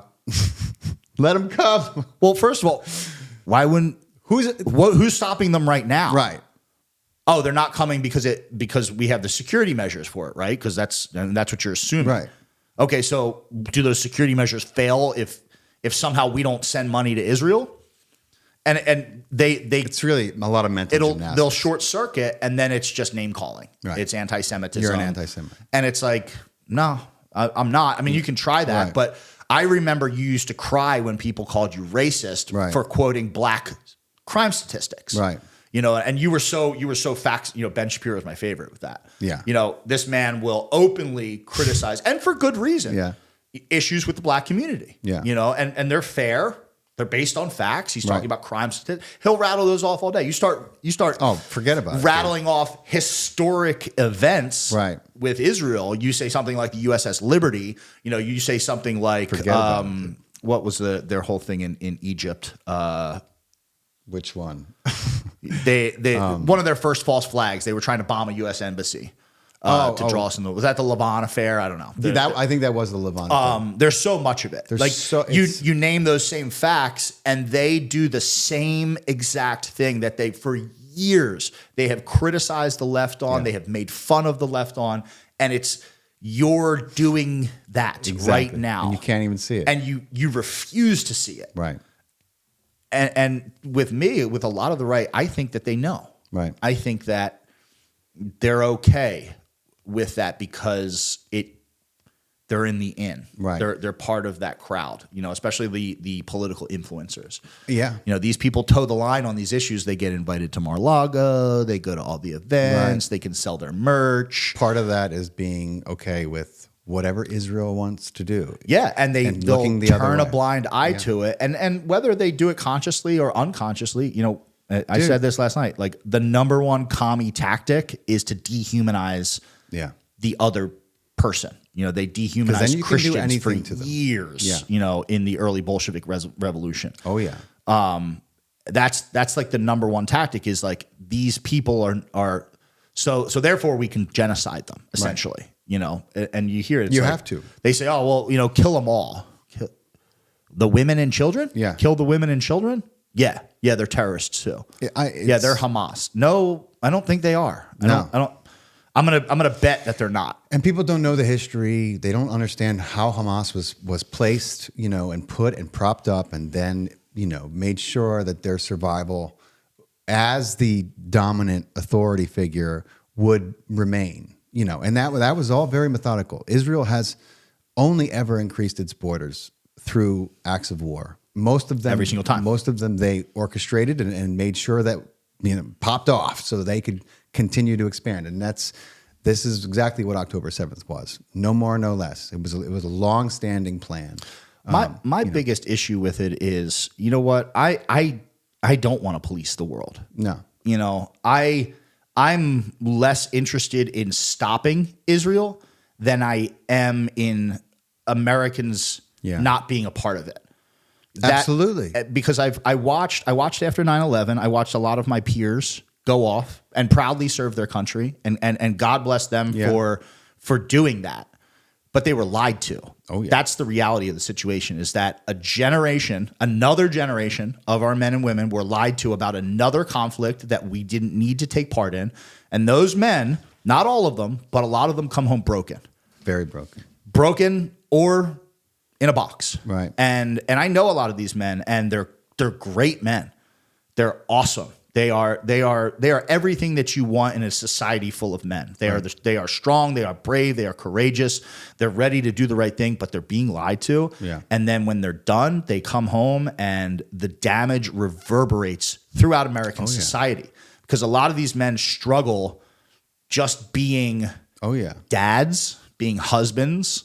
And it affects everyone around them. They wind up with one of the highest suicide rates in the world in terms of demographics. And that's my highest priority. Right. I care about what's going on over there. I don't want to see women and children bombed, but I don't want to see another generation of men come home and be hooked on pills me either. And have PTSD to the point that they can't live a normal life because they were told a lie about our greatest ally. And they with great nobility and patriotic fervor, they signed up to go and fight the people who they were told did this. Yeah. If they only knew that the people who did this were sitting in Washington, D.C. Exactly. They would have been a different story, and the damage that's been done is really unquantifiable. You cannot, how can you quantify not only the amount of lives devastated here in this country, but then you extrapolate into Afghanistan, into Iraq, because Iraq was always more of the big idea, was to get back into Iraq. Afghanistan, sure. Yeah. Great money laundering, great opium fields. Fantastic drug trade. Keep the party going as long as we can. Yeah. But Iraq, then we're doing the Israelis a favor. I remember watching footage of Bibi encouraging the United States to preemptively attack Iraq, who they said at the time had a or would have a nuke any day now. Yep. And Bibi's exact words were, if America takes out Iraq, Iran, and Libya, the peace in the Middle East, it would be resounding. And I'm like, last thousands of years or whatever. Yeah, because things are really great in Iraq and Afghanistan now that we've gone in there and spread democracy. It's a fucking travesty. Excuse my French. It's no, it is though. There's thugs running Iraq, and then the Taliban's running. Then that's used for further conflict of course. too. It's like, well, look what these people are doing over there, and it's like you radicalized them. You did that. Like, I mean, one of the only politicians I've ever respected is Ron Paul. I remember Ron Paul running for president. That was the first time I really was like in the rabbit hole. Right. I really realized it's not left, right. It's bankers versus everybody else. That's right. And I remember him talking about the term of blowback, in front of Congress. And this is a word that they've created and defined. This is a CIA term, for their own actions. And it's blowback is the result of being in somebody else's backyard, messing around, overthrowing governments, creating coups. Yeah, and then they're like, "Well, these people hate us. They hate us for our freedoms." No shit. Iran hates us, really? They don't. Why would they hate us? The truth is that they don't hate Americans. They hate America because what the America they know is Washington, D.C. Right. and the military that gets rolled out.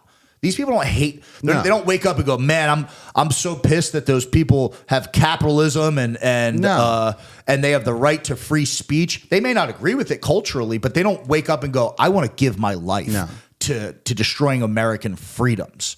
And it's so funny because when you say, "Well, what if that was you?" Right. To somebody who's like, "Well, they're very anti-Islamic or whatever." These people this, these people that. It's like they want to kill everyone. What if somebody showed up in your backyard and overthrew your government and installed a puppet dictator? I mean, we're kind of already there, but whatever. Right. Installed a puppet dictator right in front of your face. Yeah. And your family was robbed of everything and your house was blown up and your mother was killed. Yeah, and how would you feel? Would you not be radical? And imagine. And again, that doesn't excuse any of the actions that these people do. No. But to pretend like it's just this phenomena that happened and we're just the victim defending ourselves, which is like Israel's stance on everything. Right. It's a joke. It's so intellectually dishonest that the amount of mental gymnastics you have to get there is actually impressive. I mean, I've never seen gaslighting on that scale. For him to sit there and pontificate and tell everyone we are the most moral army in the world. If the Middle East didn't have Israel, we also sodomize people. Yeah, we also sodomize to death. And so, like, these two conversations are happening basically at the same time. This man is speaking to the UN or whatever, and pretty much telling everyone to go fuck themselves because of how moral they are. Mm-hmm. And meanwhile, at home, there's a revolt happening because they actually tried to arrest people who raped a man to death. Yeah, we're going to censor out all these R words we're using. Yes. Note to the editor. Yeah. And anything else YouTube might not like.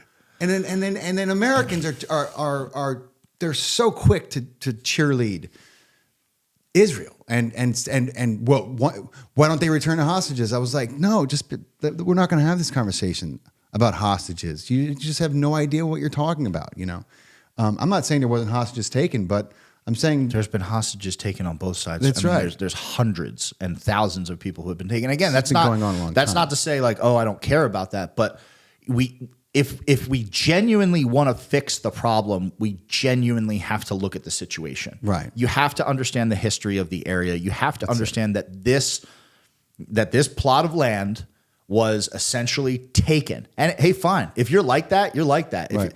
If you're going to come in and invade, right. Okay, whatever. But you snaked your way in. You know, it took a world war through a peace treaty and a world war. You know, you got America involved in a world war. That's right. Wound up being two of them. 100,000 people dead. Yeah. Yeah. And 60, 70 million throughout Europe and the rest of the world. Mostly white Christians. Right. And then you're Amazing gonna how that works. Yeah. And then you're going to pretend like there wasn't going to be any blowback from that. You weren't going to piss people off. And hey, if that's you, that's fine. But I don't need to help you with that. No, I don't need to fund that. You don't need to use my money. I don't need to fund that. I don't need to be a part of that because when the chickens come home to roost, I don't want to be associated with that. You know, I don't want my family put in harm's way because we cheerleaded that's your karma. efforts. We don't. You've already been responsible for enough bad karma for this country. You know, they have done like people wouldn't really believe if they knew the truth of it. If people knew the truth of what this government of the United States has been up to over the last 120 years, then the revolution would begin immediately. If you could download the truth into everyone's mind, there would be a few hours of catatonic shock, and then everyone would. I mean, they would raise DC to the ground. They would basically. I mean, it's nothing but a criminal history. You know, it is insane what's been done. So, especially in the past 100 years. Yeah. You know, since 1913 onward. Exactly. I mean, it's always been in the works. If you go back and you read books like The Creature at Jekyll's Island and all these things, and you read about the history of banking in America and that our founding fathers actually warned against having a central bank, and then you look at how the central banks manipulated their way in. Yeah, not only in America, but throughout the world. And it just so happens that, you know, a couple countries that don't have central banks seem to always be at the center of either a world war or, you know, get taken out and laughed about by like Barack Obama when they went into Libya and killed Gaddafi. Yeah. You know, a man who was giving free tuition, free housing to his people, who rejected the idea of usury and, you know, interest. Was trying to unite. And arguably did I don't know the full history. I'm sure the man's not perfect, but arguably did a lot for his country and was executed. Oh yeah, for his resistance to the idea of signing into a central bank. And you look at what's happened over America over the last years, and I mean, don't even look at wars. Just look at the value of your dollar. You can't how much longer can people ignore the inflation of their dollar and just accept it as like, oh, that's just it. I question how many people understand and realize that the United States government, according to our Constitution, has every capacity and right to print its own money and even loan it to itself without interest. It could, technically, there's nothing stopping us from doing that. Yeah. And most people don't understand that the Federal Reserve is not the United States Treasury. And that's why on the dollar, if you read it, it doesn't Federal say Reserve note. It says this is a Federal Reserve Not note. a U.S. Treasury note. They That's used to right. say that. There's a difference. And the difference is immense, because one is a private cartel of bankers, which why would you have people print and why would you borrow money from them when you could make your own? Like, unless you've been hoodwinked, and Quite hoodwinked. and Completely and what they utterly created was a debt system. Yeah. And it's wildly effective. I mean, They've essentially printed and made a money machine. That's right. They've made a money machine. They've privatized the U.S. citizen as something of value, and you as a That's right. United States citizen, your currency and the value of your currency is based on your capacity to pay your taxes. Right.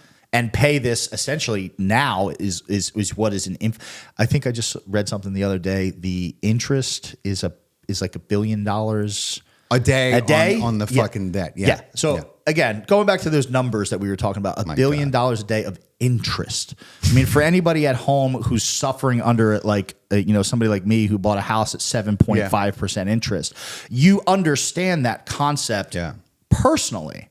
Now, zoom out and think about that as your money supply, and stop buying into this idea that Trump is going to fix inflation. That doesn't work like that. No. He's not even talking in any way that would give you any indication. And if it is eased, it's not him. Yeah. It has to do with what the Federal Reserve is doing. Yeah. These people openly talk about the fact that they control everything. That's right. And that they're above the law. Yeah, they've talked about it. I don't care who makes the I don't care who makes the laws in the countries. Yeah. But when you've got that sort of infinite stream of income, and again, you zoom it back to American politics, and everybody's talking about the deep state and this and that, and it's like, where do you think the money comes from? You control the money, you control the people. You don't. The Constitution was always an obstacle for them, but they know if you can control the money, you can control the people. You can put the government and therefore the people into your service. Make them slaves, and that's what this debt system does so well. And people don't realize that that's what it is. They just think that But what I want to know is, when are we going to wake up as a people and as a species that can think for itself and say, you know what? This system doesn't work. Since we're making this all up as we fucking go anyway, why don't we try something different? Why don't we take a fucking pen and cross off this big old fucking Federal Reserve 85 marked number here, 88 numbers of fucking, and yeah, you're not going to get that anymore. Okay, sorry, you had a good run. We're not going to lock you up. Just go hide somewhere. Okay, we're going to start over. Well, the craziest part is that is actually a possibility. Yeah. Like, that's been done before. Like, people have kicked out central banks. Yeah. We're not the first we're not the first country to be under the rule of a banking cartel. I think it was King Louis in France. He was the one who was like, you know what? Fuck these banks. Fuck these guys. It goes even further shut back them than down. that. But He took all their money. Yeah. But Western society has been plagued by it for years. Yeah. And it's not always like a big country. It was kingdoms, different stuff throughout the years. But there are hundreds of instances throughout the entire world where a banking cartel has come into a region, dating all the way back. Yeah. We're talking past biblical times, everything. Wow. This stuff it's not the first time it's ever happened. No. And plenty of people have said, the jig is up. Yeah. Get lost, or we'll help you. Yeah. You know what I mean? And people have been pushed out, and it works for a time, and then they find their way back in. Well, it's a nefarious thing. Evil will always exist in the world. There's this fairy tale that somehow, like, the world, that there's not going to be evil someday. Right. Like, people, you're always going to have somebody who's trying to take advantage of you. But it's this sickness that I think Americans have, and it's this. People get mad when I say it, and it's not a negative statement. It's a truth, and I say it all the time. Nobody's coming to save you. Yeah. And what that is, that's an empowering statement. That means that you need to take control, that you need to, you need to start educating yourself about stuff, because there is a lot to learn. Yeah. It's a ton to learn. And most people are so wrapped up in the day to day, just trying to live their lives. Right. No fault, no fault of yours. Pay their rent, Yeah. For just wanting to, and wanting to not think about things like this. Yeah. But that's by design. Yeah. I know. You're designed not to be. There's a reason that none of this is taught in school, because it doesn't make sense, from a fiscal perspective. And there's a reason why you see a society that pushes you to spend, because borrow and borrow, because the people that are doing this understand that that's the biggest prison of it all. Yep. If you don't have money, you can't do anything. Right. That's just it. There's no social mobility for you. There's no nothing. But everybody wants somebody else to come along and fix the problem, instead of, all right, well, let's read this. Right. Let's dig into these hard. Some of these books are hard to read. I've read a lot of the stuff on banking and stuff like that, and I'm like, well, wait, what? Hold on. Yeah, I need to go. I got to read this again. You know what I mean? Because it's thick. It's dense. Yeah. And for a reason. That's how you keep people out of it. Right. You make it difficult, you make it boring, you make it dry, but everything's in there. I mean, you can read the tax code, and if you start to read, and not just read, but look at the word and understand, when something like this is written, it's written with full intent, and that every word has a very, very, very Absolutely. specific and defined meaning. And the chances are what you think that word means is not what they mean in these laws and stuff like that. But if you read it, I mean, a lot of it, you can unburden yourself from quite a bit.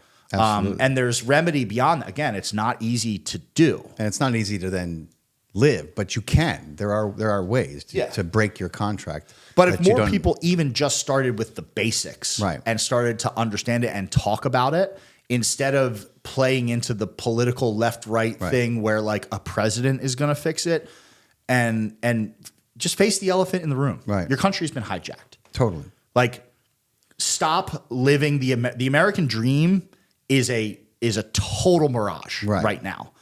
It hasn't always been, and that's not a pessimistic view. No. You can still live a good life.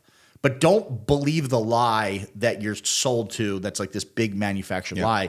Learn to understand what's going on, and you can still live a totally great life while being an advocate for educating more and more people. And you will reach a point where if enough people really understand, then systemic change becomes much easier.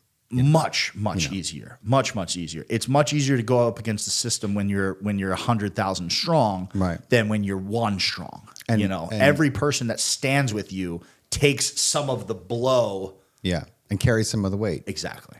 And then they can't target. It's much harder for them to kind of obliterate and hijack movements. The education is absolutely key.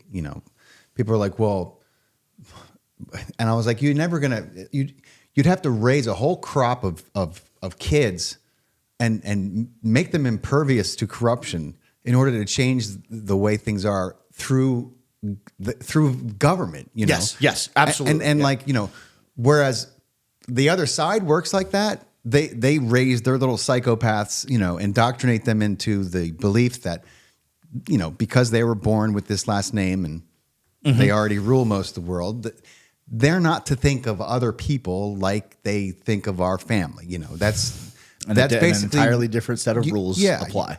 That's eugenics. That's the notion that because of who they are, that they're superior and supremacy. They have a right to rule. Not coincidentally, those people tend to be Ashkenazi of Ashkenazi descent. Just coincidentally, but. But that's what they do. Bill Gates, you can go in the archives and hear him talking about his childhood. He was like, I remember being 10 years old and my parents sitting me down and having a very serious conversation about eugenics. They'd be like, I'm sure they did, Bill. Yeah, I'm sure they did. I'm sure it wasn't the first of many of your lessons about eugenics. And thanks for being on record and saying that. It's like you can't make this shit up. It's like people don't realize that's This is a big nefarious part of the agenda that's happening. And it just has to be followed, though. Like, you have to connect the dots beyond that stuff. Yeah. Because the way that these people work, the actual powers that be are people's names who never get mentioned. No. You hear George Soros, like, bro, that's the front man. Right. You know what I mean? Like, these people's wealth isn't recorded. Right. Like even the Rothschilds, I guarantee you that there are people who are smart enough to be unnamed, I mean. Oh, yeah. And as powerful as the Rothschilds are, they're probably the most powerful, family that we know about. Exactly. Even they, I'm sure, answer to someone or something. Well, that's the beauty of kind of it's a beautiful defense network laid out. You've got to get through so many layers of kind of understanding to where you're like, because what they want you to do is blame the thing in front of you. Right. That's what politicians are for. And exactly. At the lowest level, that's what that is. It's the police, it's the left, right, it's the liberals, it's the, it's the this, it's the that. And then, you start going up and then it's the politicians. Right. And then it's the special interest groups. And then it's the stuff like the trilateral NGOs, commissions that's right. and the NGOs. And it keeps going and going and going. And it gets harder and harder to kind of all layers. You're find right. information, but it is all there. Yeah. Like the paper trail exists. Oh yeah. It sure does. Yeah. It takes a while. And people who understand that have to have a lot of grace and patience because they didn't get there right away. That's right. You see that a lot with people who are in tune and who aren't wrong, but they're like, they'll hop down somebody's throat for not fully understanding the wool is almost pulled over, like completely off. I was saying that to you last night. Yeah, and that's a beautiful point, especially for and again, like I understand the being like, come on, like why don't you understand the rest of it? Or like, oh, you're an agent of disinformation, right? You're you believe this. You're like, blaming no, the wrong party. Yeah, you're blaming the wrong party, and it's like, no, they just haven't gotten it. Like, and more of that would accelerate, I think, the understanding. Right. You've got that like Twitter attitude where like you've always got to like dunk on somebody instead of being like, hey man, like you're almost there.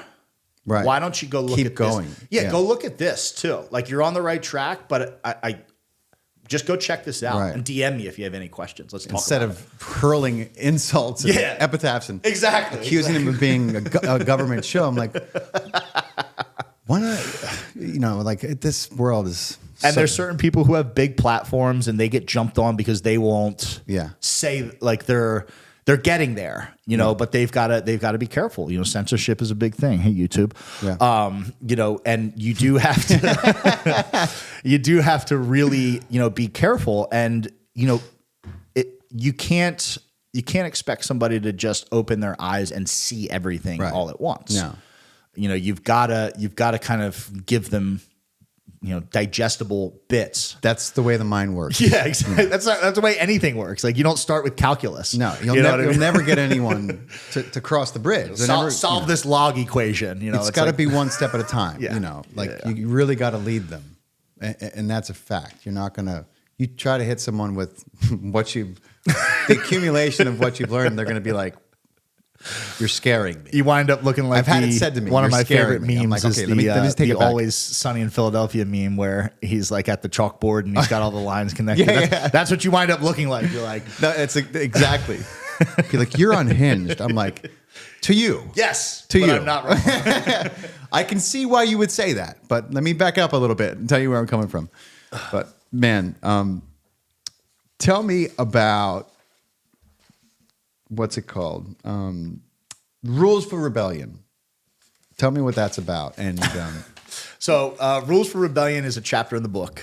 And it's just a collection of sort of not a complete list by any stretch of the imagination, but I've always, when I was younger, I never did well with authority. And there wasn't really like a reason. It was like rebel without a cause kind of thing. Yeah. But as I got older and obviously I rebelled against authority again, it was righteous and it was for the right reasons. But, rebellion comes at a cost and there are certain things that you should understand. And rebellion is necessary in whatever capacity, Absolutely. To say no when something is wrong, especially when it's a violation of your natural God-given rights or the rights of others, is usually going to come with some consequences. And there's rules to the game, and one of them is prepare to be punished. Yeah. Prepare to be punished.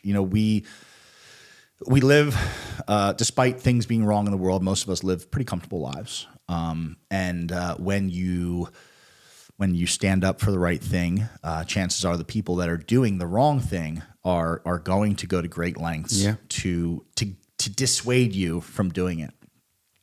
So you just kind of have to accept the BS that comes with it. And I talk about a couple of examples in the book, and one of them was we took a hard stance against masks. Yeah. And I was a very public figure, and I also traveled a lot. Yeah. So I had to navigate every single situation. Like there was no exemptions. There wasn't one where I could be like, all right, let me just do it real quick. Right.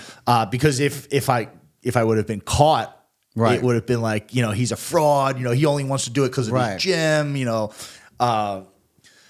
not intellectually honest. So there was I was thrown off permanently. Well, not permanently, temporary banned off of 4 different airlines for not masking. I was put on a TSA watch list for it.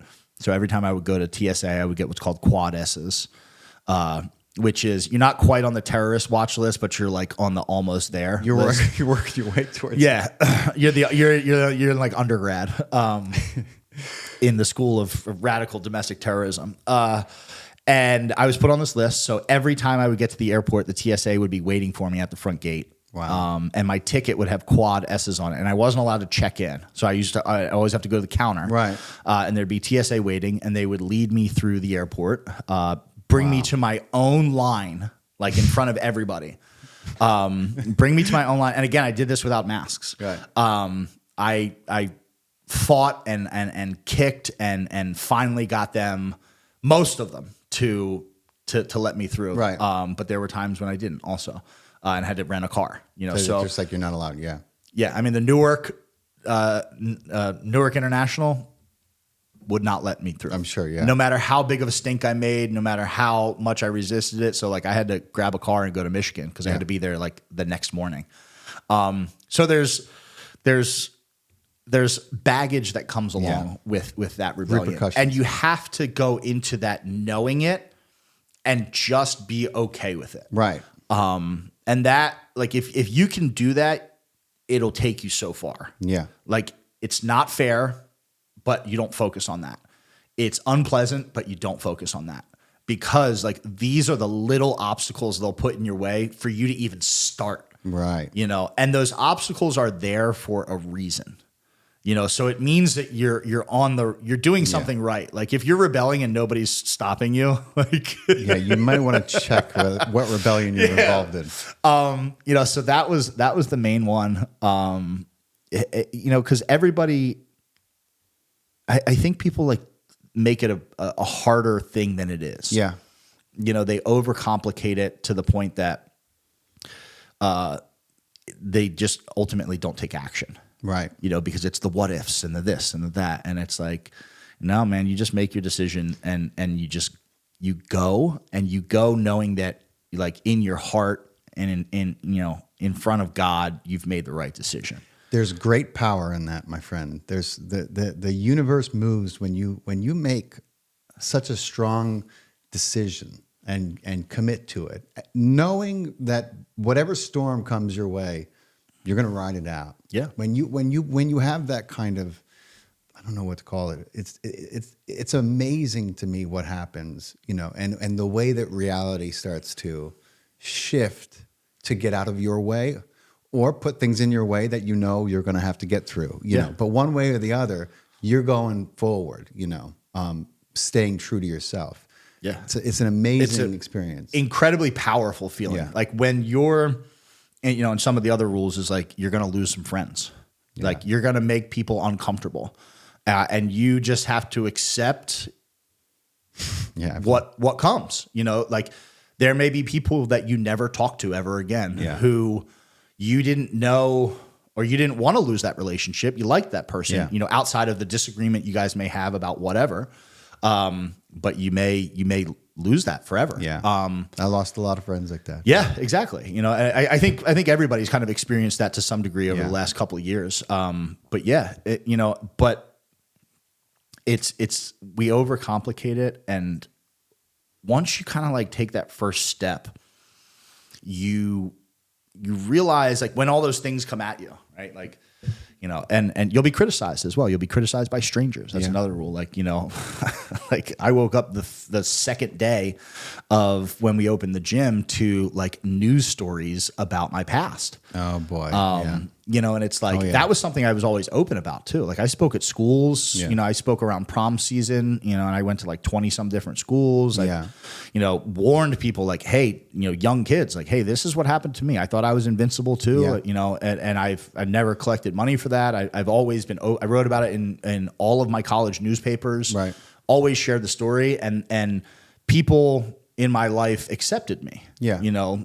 There wasn't a whole lot of that. Like they understood it. And then all of a sudden it's all over the news like 10 years later. And it was like, oh, this thing he's been hiding. And it's like, whoa. Yeah. I'm not hiding this, but they paint it in the worst light. course. And then there's hundreds of thousands of people who came at me. Yeah. And you just have to be like, Right. okay. But once you take that step and you start feeling those punishments and those negative aspects that get associated with the rebellion, it's like, you're like, I'm still okay. Yeah. I'm fine. And actually, I feel a little better. Yeah. Like I feel stronger. Like I got nothing, there's nothing to hide. And everything I was just so afraid of, like people are petrified of like the ghost of like online opinions. Like to the point that people let that like run their lives. What strangers on the internet think about them. Yeah. To the point that people will be editing their photos and, whatever. Like it's crazy. That's a whole thing. But that came at me full force.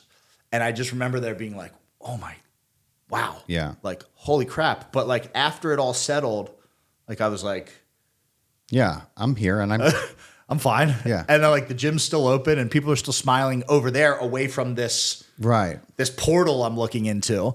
And you learn to accept it, and you become incredibly powerful when you just have that degree of confidence where you're like, I don't need you to support me. Right. And it's okay if you don't like me. And it's okay if you say that publicly. And it's okay if you punish me. I went to the airport 4 hours early for every flight. And I was flying 3 times a month, Wow. Or 6 times a month, 3 different destinations. And it got to the point where it's like, like I was at TSA. I knew all the guys at the Philadelphia airport. And they'd be like, yeah, come on, bro. We knew you were coming. Like, come on. And like I had a TSA agent follow me around the airport from when I left the gate or when I left the checkpoint to the gate. And it's like, it looked weird. There was like everywhere I went, there was like 2 TSA agents like shadowing me. Like I'm talking like if I turn left, they go left. If I go to the bathroom, they go in the bathroom with me. Wow. And like for some people that would be humiliating. Right. And I'm just, I just learned to deal with it. Yeah. And it was fun. Like we were able to make the best of alchemy, my friend, of these crappy situations. Like the guys at the Philadelphia airport, I don't live in Philadelphia anymore, but when I go, they're like, yo, Ian. Like they'll still, and these are guys I've actually became friends with. Like I'm not mad at the TSA agents for it, but they're like, yo, how's the baby doing, man? You know what I mean? And it's like, these are the guys that were, rummaging through my stuff also, but you just learn to be comfortable when things are uncomfortable and human, stay with and there's a lot of other rules, but those I think are the most important. Those are awesome. Ian, tell everyone where they can find you, how they can keep up with you, and what you're up to now. So you can find me on Instagram and on Twitter. Ian Smith Fitness is the handle. It's always been the same. It'll always be the same until I'm taken off forever at some point. There's links to like my website and stuff, and I have like a calendar. I do a whole bunch of different stuff now. We do really cool men's events down in Ocala. Cool. In Ocala Forest in Florida. teaching men like real life skills. So everything from like medical to self-defense, stuff like that. And we also have a big Christian element in it as well. We talk about God and family and stuff like Nice. that. And it's a yearly retreat, and we're doing a men's group, which is going to be for local guys to meet up on a regular basis, and to build community among men, and totally apolitical organization, Right. but just a place where guys can go and have a space where they can Guys need that. yeah, find some competition, find some camaraderie, find some accountability in other men. I think that's a big thing that's missing in today's Absolutely. world. So we do that. Involved in a couple different exciting companies. You can find all the information there, and books available there. Got some cool stuff, but you can reach out, for podcasts, anything like that, right on that website, and that's iansmith.biz. Awesome, man. Dude, it's been incredible. I'm so glad that you came, and Me too. And, you're an alchemist, brother. I mean, I'm one of the things that I marvel at with what you have done, is the amount of alchemy, the way you've transformed the things that have happened to you. Thank you. Into something very, very positive and affected the world with it. So this is good. It's just crazy to me, because if you had asked me, when everything went down, if I was in like 3.5 years, I was going to be sitting down with this guy who I was like, Ian Smith, you see this? That was like my wife. I would have been like, what? Are you crazy?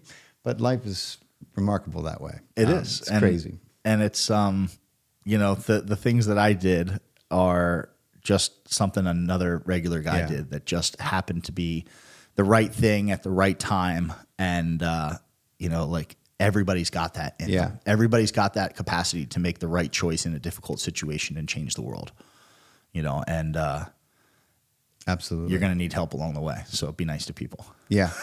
Yeah. That's it right there.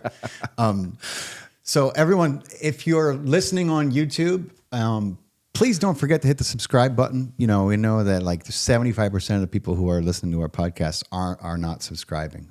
So please hit the subscribe button if you've enjoyed this. Leave us a comment. If you're listening on iTunes, leave us a review or leave us 5 stars. We, podcasts thrive on those, and we need those. And thank you to everyone who tuned in, and we'll see you guys again soon. Question the answers, my friends. Ian, it's been real, brother. Awesome. Thank you so much for coming. Thank you. Appreciate it. Bye, guys.